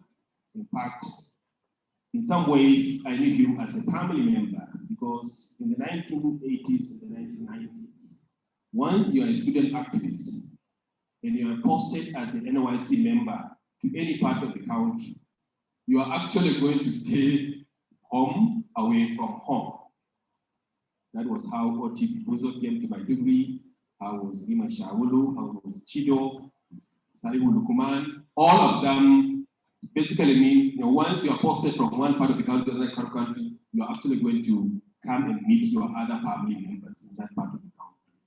And that was the kind of relationship that we established. And unfortunately, I joined the MacArthur Foundation, and then, of course, you know, he was in Noprin, he was in the Flynn Foundation, and I think the history of the MacArthur Foundation and the Flynn Foundation Noprin have been mentioned a few times here. And I think that the commitment, the professionalism, the work that Innocent had made, that was why we always stood by him to support him in the work that he did. And therefore, our relationship with him is a much, much more complex relationship, not of development partners, of professional relationship, but also had a very long personal engagement and personal commitment with him as well. I want to end, because I know that this has gone, by saying thank you to the family for giving us a wonderful human being who has made significant contributions to the lives of all Nigerians. Thank you to Josephine and our daughters for making sacrifice, for allowing Innocent to spend so much of his time serving humanity and serving people. Thank you, my friend. Thank you, my comrade. Good night, and thank you very much. Thank you, sir. Thank you very much, and the entire family, Makajo Foundation family, for being online and also for supporting us. We'll take the next one, and I do hope that the others will just speak straight to the point because of time. We have this category and one more, and then we'll be done. Let me invite the Executive Director for Policy and Legal Advocacy Center, Dr. Clement Wampo, to deliver his own tribute. Please put your hands together for him.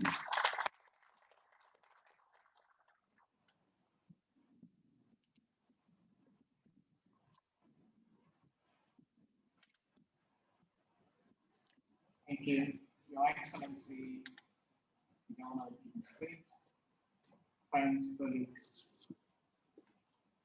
It's very deep sadness for all of us losing Innocent. A lot of us know him really close. A lot of us have been affected by his life, by his work. Innocent joined the CLO after I left it. We shared the same location, streets next to each other. The CLO was on one street, and Constitutional Rights Project, which I headed, was on the other street. And we worked together. But at some point in the course of working together, CLO and CLP, Innocent became quite a frequent visitor to CLP.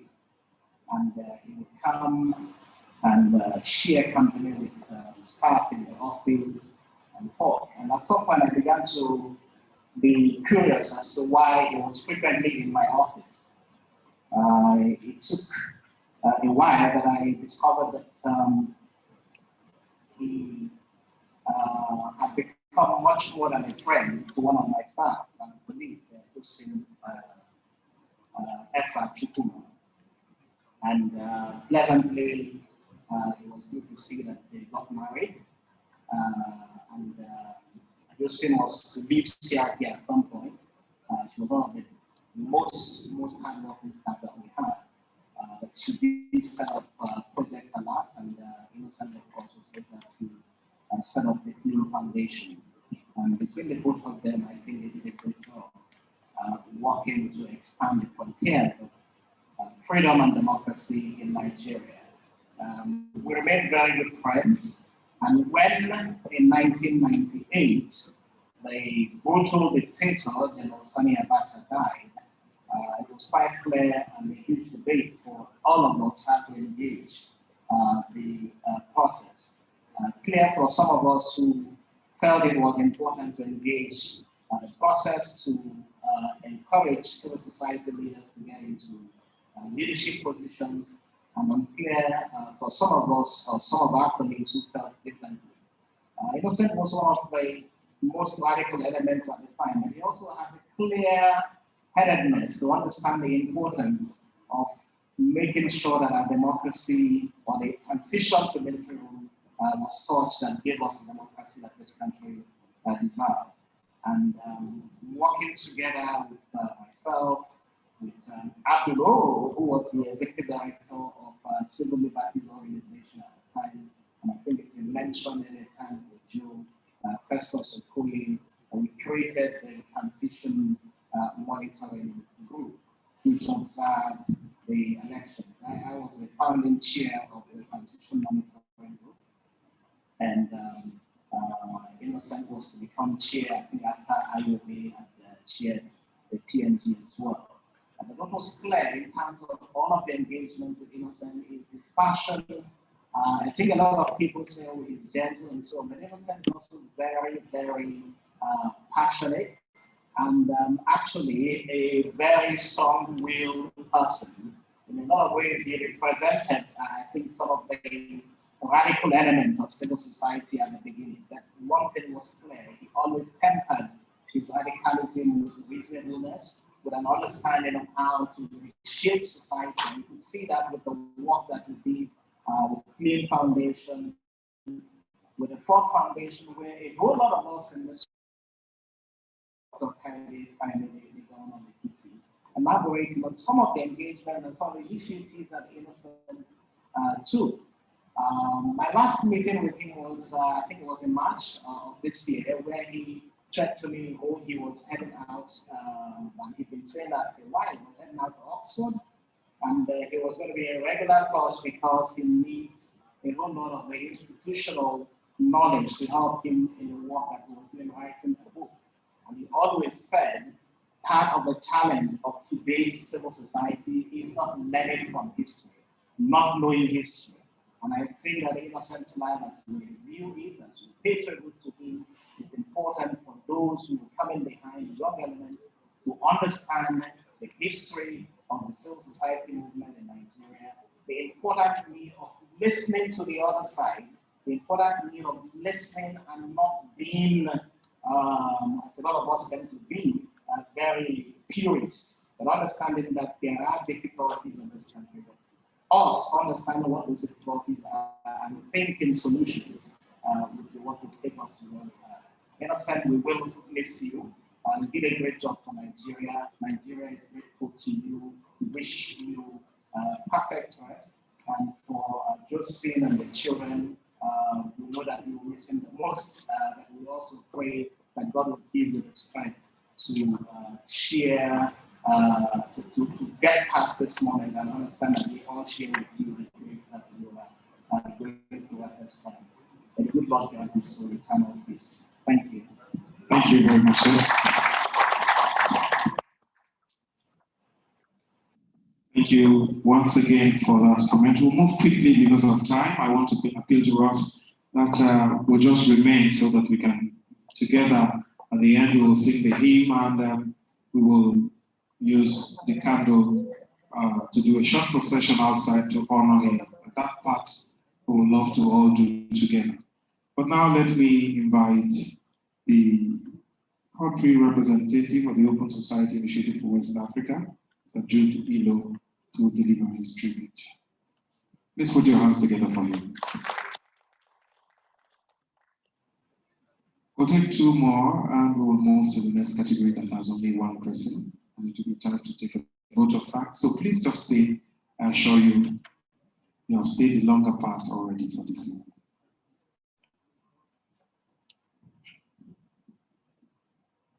Your Excellencies, ladies and gentlemen, I would have never in my wildest dream imagined that I would be standing in the podium giving a tribute to Innocence when he's already dead. I would never have imagined that this year, 2021, that instead of maybe stopping at Oxford to have a drink with him, I'll be here talking about Innocence in the past tense. It is simply unimaginable, it's heartbreaking, and I just can't process it. This is somebody who committed himself in building people, but most importantly, in taking good care of himself. Innocent was a health buff. When we go out, he will take fruits, he will not eat meats, he will not eat that. Every morning he's exercising. He did everything by the book. And today, he didn't even get a chance to fight that sickness. He's gone. I'm glad that in his lifetime, I had a chance to tell him what he meant to me and what he meant to a lot of us. I'm glad that a lot of people here celebrate him. I'm glad that because of his work in Ford Foundation, there was a time when people came together all over the world to just see how special he is. So that comforts me to some extent. to her. How do I say goodbye? People, when Innocent passed, I got a number of calls, people telling me that they were sending their condolences to me. And it was a bit funny, you know, because me and Innocent were not mates, really. Innocent is about 11 years my senior. But he treated me like I was his friend, like I was his equal, like I was his brother. Practically every door he enters, he drags me with him. Unconditionally. Half of the time, I didn't ask for it. He will insist, I'm going for this, you need to come with me. This is the kind of investment he made in people. Because he understands our common humanity. He shares in the understanding that life is all about what you do for others and not what you do for yourself. Every time I reflect on these eternal words of John Donne from 1624, when he said that no man is an island entire of itself. Every man is a part of the many. And he says, each man's death diminishes me, for I am involved in mankind. Therefore, send not to know for whom the bed tolls. It tolls for thee. It is this mutuality of our existence, our common humanity, a shared passion for community that influenced Innocent's life from day one. He understood that the essence of life is in the service of others. And every day, in everything, he was consistent. And I think he has achieved immortality, not because of any religious belief of life after death, but most importantly, because he lives in the heart of all of us. He has built a place for himself in our hearts. Fond memories. It's like he's written his name in a permanent ink, because in our successes individually, he lives on. When we look at places like Oluwaka Institute, the Clean Foundation, the Center for Memories in Enugu, the Foundation for Impact Investment, he lives on. When we look at the thousands of young people he has influenced to become something in life, he lives on. So for me, he's achieved immortality.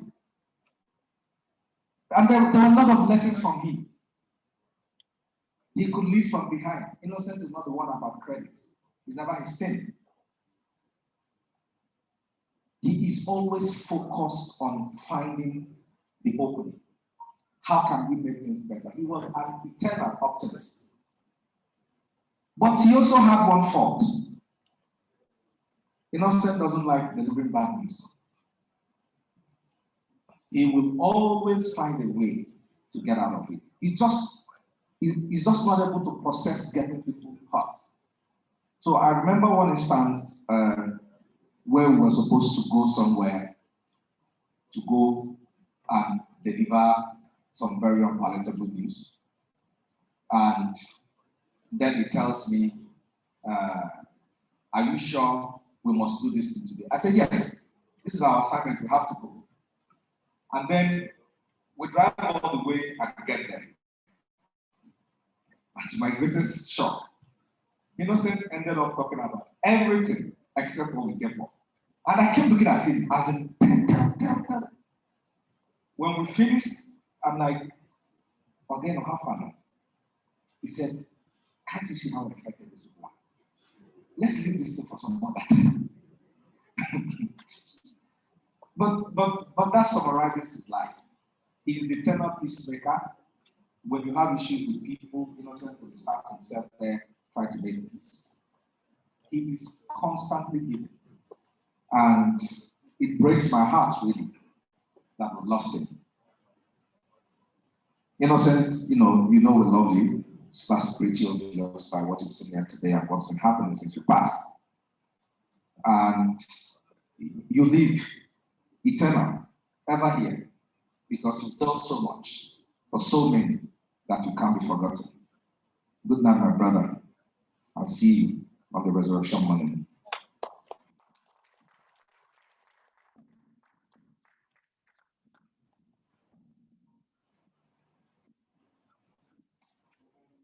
Thank you very much. We appreciate you for your words. I'll also want to advise those who are speaking afterwards that these people, we understand the stories you share, but also help us because of time so we can leave here quickly. In Abuja, the buildings are built very well, and they are all well lit from the inside. You do not know it's dark outside until you go outside. So please, just go straight to the point. I want to invite from Alliance for Credible Elections, Ma Ogi. Please put your hands together for her. She comes up to say something for us. After that, I'll take one more person in this category, and then we'll move to the final category that has only one person in it. So you see, we are moving very fast. So please just bear with us. If you don't have candles, indicate so they share with you, because we'll have use of those candles immediately after the tributes. Hello, good evening, everybody. I just want to, I've not really had opportunity to say thank you to Innocent Chukwuma for all he has done for me in life. And I think this is the opportunity to say thank you. Innocent, thank you. In the 90s, before we met physically, I've already heard so much about Innocent through Ima Izazo, late Ima Izazo, and another Bashir Olasoko. And by the time we met, it is easy for us to connect. And every time I visit here, he will call me to his office and will tell me stories of his achievements. Those stories is to encourage me to achieve myself. And at a point, he will say, okay, man, start going and let me do the work that still is me to do. That tradition continued even in Green Foundation and Ford Foundation.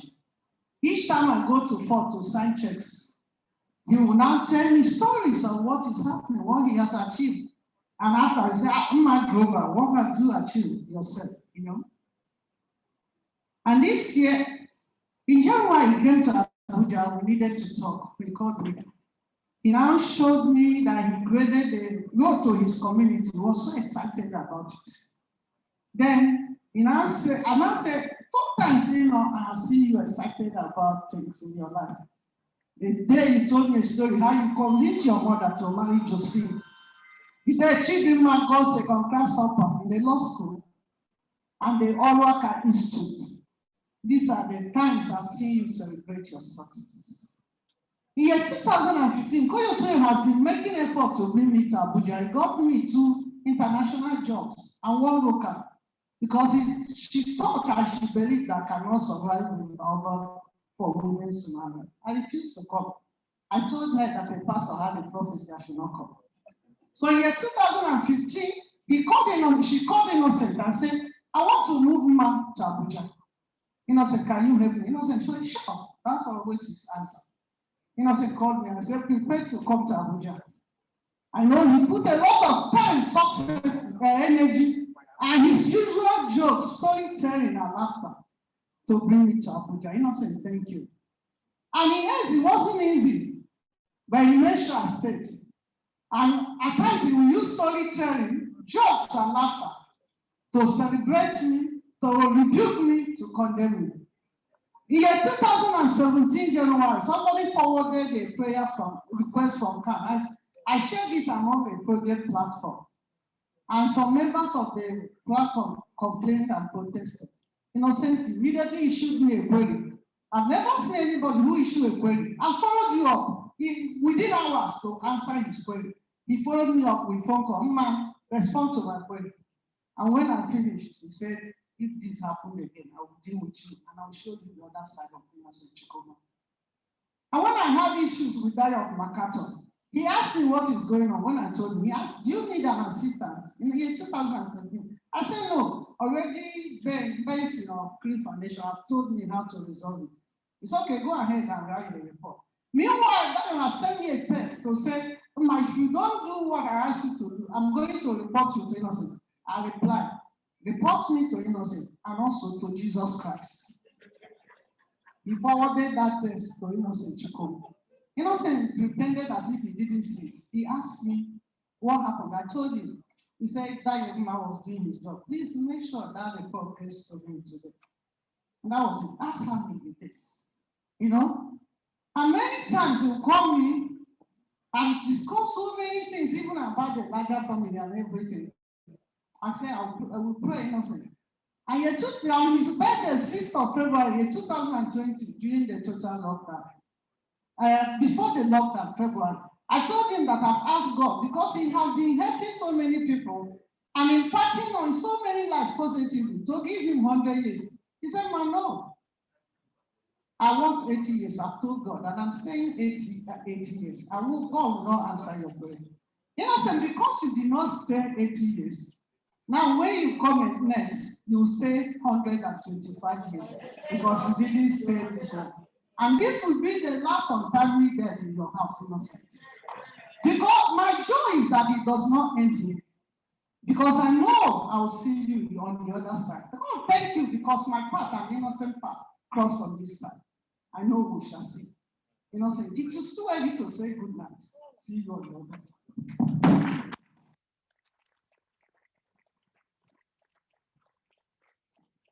All of them ending same notes. Thank you, Ma, for that story. But let me also tell you that that story is not ended because he's probably sharing your SMS right now with Jesus Christ. So there's something to do about it. It's not a negative report, it will come back in the form of blessings. Next, let me invite from Partners for Electoral Reforms, Mr. Ezema One. It's actually difficult to call him this. I prefer to call him Common. Please put your hands together for him as he comes up.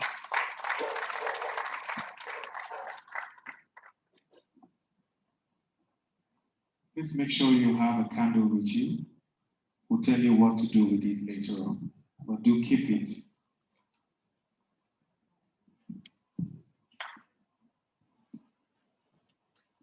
Everyone, I actually didn't think I would be saying anything. I think that one of the most engaging nights that I've had in the course of this civil society work happened at the Rugby Hotel in Abuja, when we were together in the transition committee of Governor Emeka Ihedioha. And we spent almost 3 hours together, and that was the revelation of innocence in that detailed way that I have not seen. And what impacted that day, I cannot share with you, but that transformed radically my attitude to first community organizing. At that time, we had started talking about the need to face the East, and that we cannot continue to do the things we do nationally without interventions in our local environment. And incidentally, we are of the same place. That began to change my perspective. But in all of these, what is important is that we must celebrate people when they are alive. We must tell them how wonderful they are while they are still here. And if there is anything we can do to give them all that it requires to continue to reinforce the work that they do, we should do it when they are alive. Good night, my brother. Thank you very much.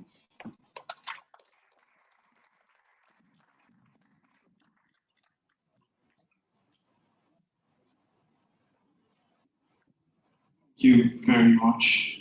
We are done with the professional colleagues and development partners category. The next category is supposed to be made up of 4 persons, but 3 of them have declined, and only one will be speaking for us. There's something to say about men, and if you have stayed in rivers, you have walked in rivers, you can face anything. Let me therefore welcome the alumni of Clean Foundation. Speaking on behalf of all the others, let me welcome the Resident Electoral Commissioner for Rivers State, Obu Efan. Please put your hands together for her.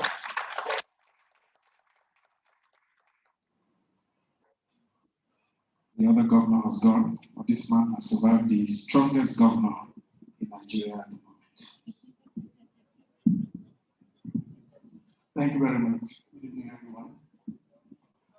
From what we've heard so far, we can say conveniently that innocence meant so many things to different people. For us, former staff of the CLIF, Center for Law Enforcement Education in Nigeria, and then the CLIF Foundation, we saw him as a pan-Nigerian. He was also pan-African. He was very human, and he was also very humane. He worked hard, laughed well, inspired me.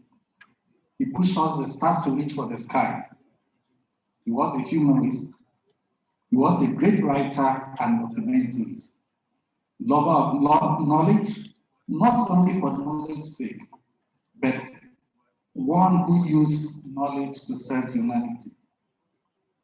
In all, Innocent fits into the popular quote attributed to Ralph Waldo Emerson that when you build a better mousetrap, the world will beat a path to your door.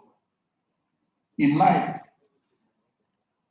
the world beat a path to Innocent's door, which opened to a wealth of knowledge and wisdom that many people needed to tap from. On his death, the world is still beating a path to the various doors where tributes are being rendered for Innocent. For all of us who pass through clean foundations, we know we have lost a friend, a brother, a teacher, a leader, a mentor, and much more. But we are happy that his life is worth emulating, and his work will keep speaking for him. To Josephine, incidentally my cousin, to Chidima, to Amarachi, and to Nkechi, the one he likes to call Nkechi Calabar, we send our heartfelt condolences and also share our gratitude for you agreeing to share your husband and your father with us while we live. We wish Innocent the best of rest, and we hope to meet in that bright morning when we all will be together. Thank you.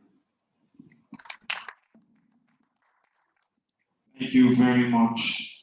The truth is, someone had said, those that we love do not leave us. There are some things that death cannot touch. We will take the vote of thanks, and after that, we'll take the closing prayers.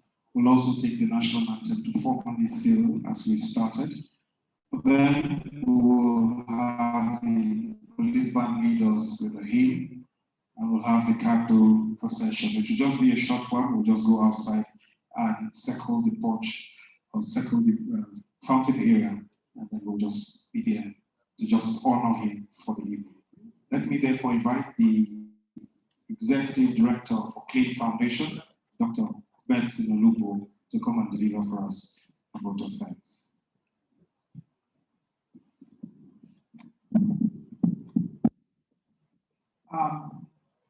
The Vice President of the Federal Republic of Nigeria, the Governor of the state, government officials, ladies and gentlemen, good evening.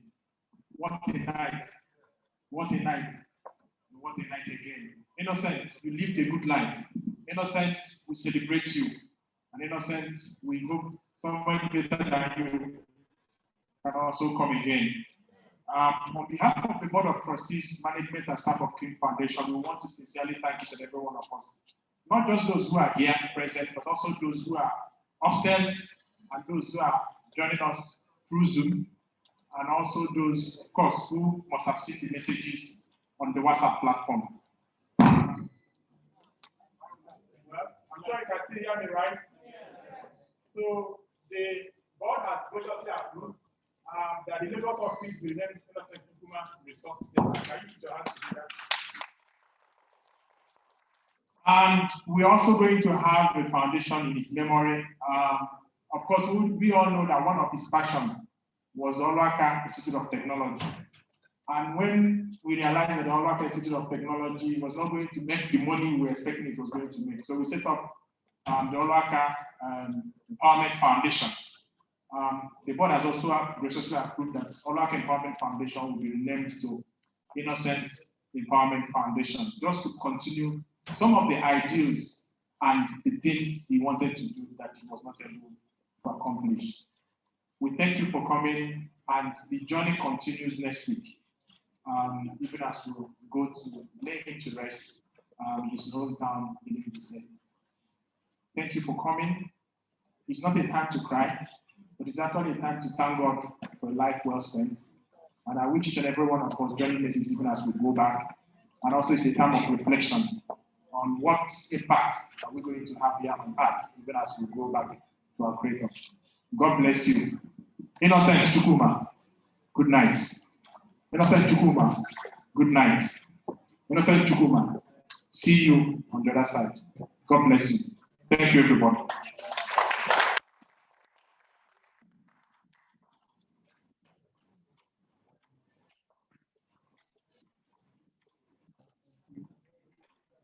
Thank you very much for being strong for the family and for the staff. Dr. Benson, we appreciate your leadership role and confidence. Distinguished guests, ladies and gentlemen, as I announced earlier, we'll be taking the closing prayers. And I've been told that we'll just use the national anthem as our closing prayers. And immediately after that, we will be passing through the exit and we'll do a short procession. But just before then, we will be on our feet after, as the national anthem will remain standing to just take the first hymn, and as we take the procession out to just honor him, we'll go around the fountain area outside, not in the foyer. To live in the hearts of the people we love is truly not to die. So for me, he's not dead, he just moved to another place and we can relate with him if we want. Every memory we have shared with him is something that did not go away with him. So I'll advise that to keep those memories, keep them in your hearts, write them in the chapters of your own life stories, and let people know that there was a man who lived with us, who still is in our hearts and is in our own little storybooks. Distinguished guests, ladies and gentlemen, my name is Benjamin Obiri. They call me Ben 200, half human, half amazing. It's an honor being your MC for today. Can we therefore be on our feet as we honor Nigeria? We're taking the national anthem to also signify the close of this event.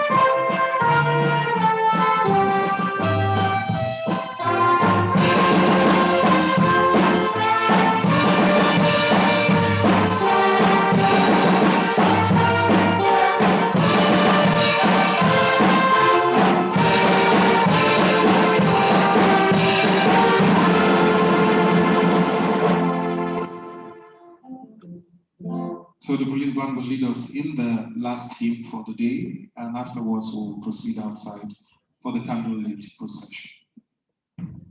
The last hymn for today will be the hymn Abide With Me. If you know it, you join us.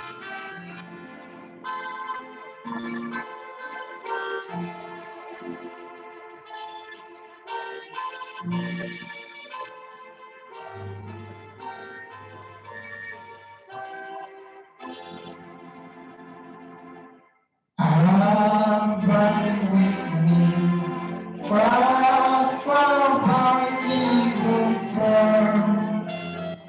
The darkness deepest, Lord, with me abide.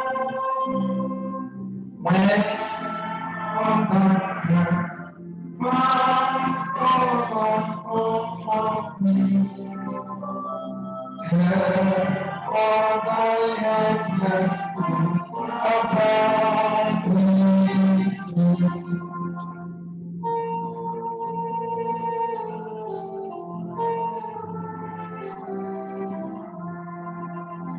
Sweep to his close, rest thou lightly today, as joy grows deep, is glorious pass away,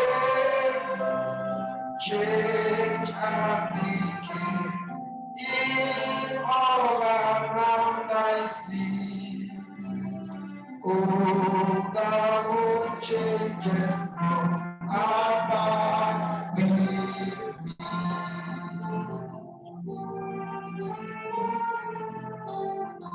Abide with me.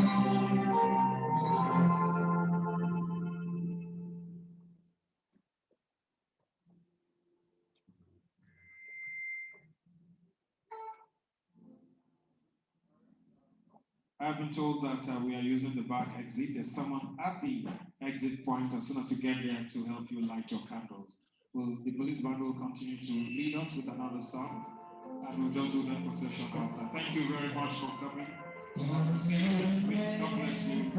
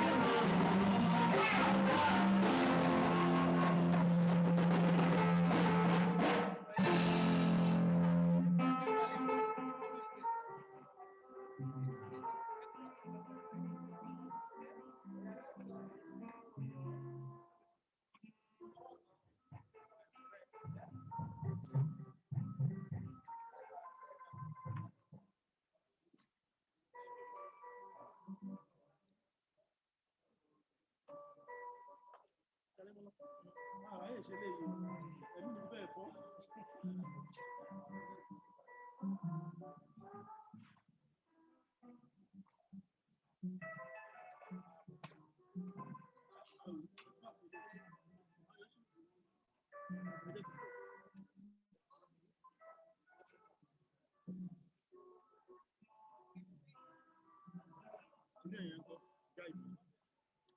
Guide. Go on side.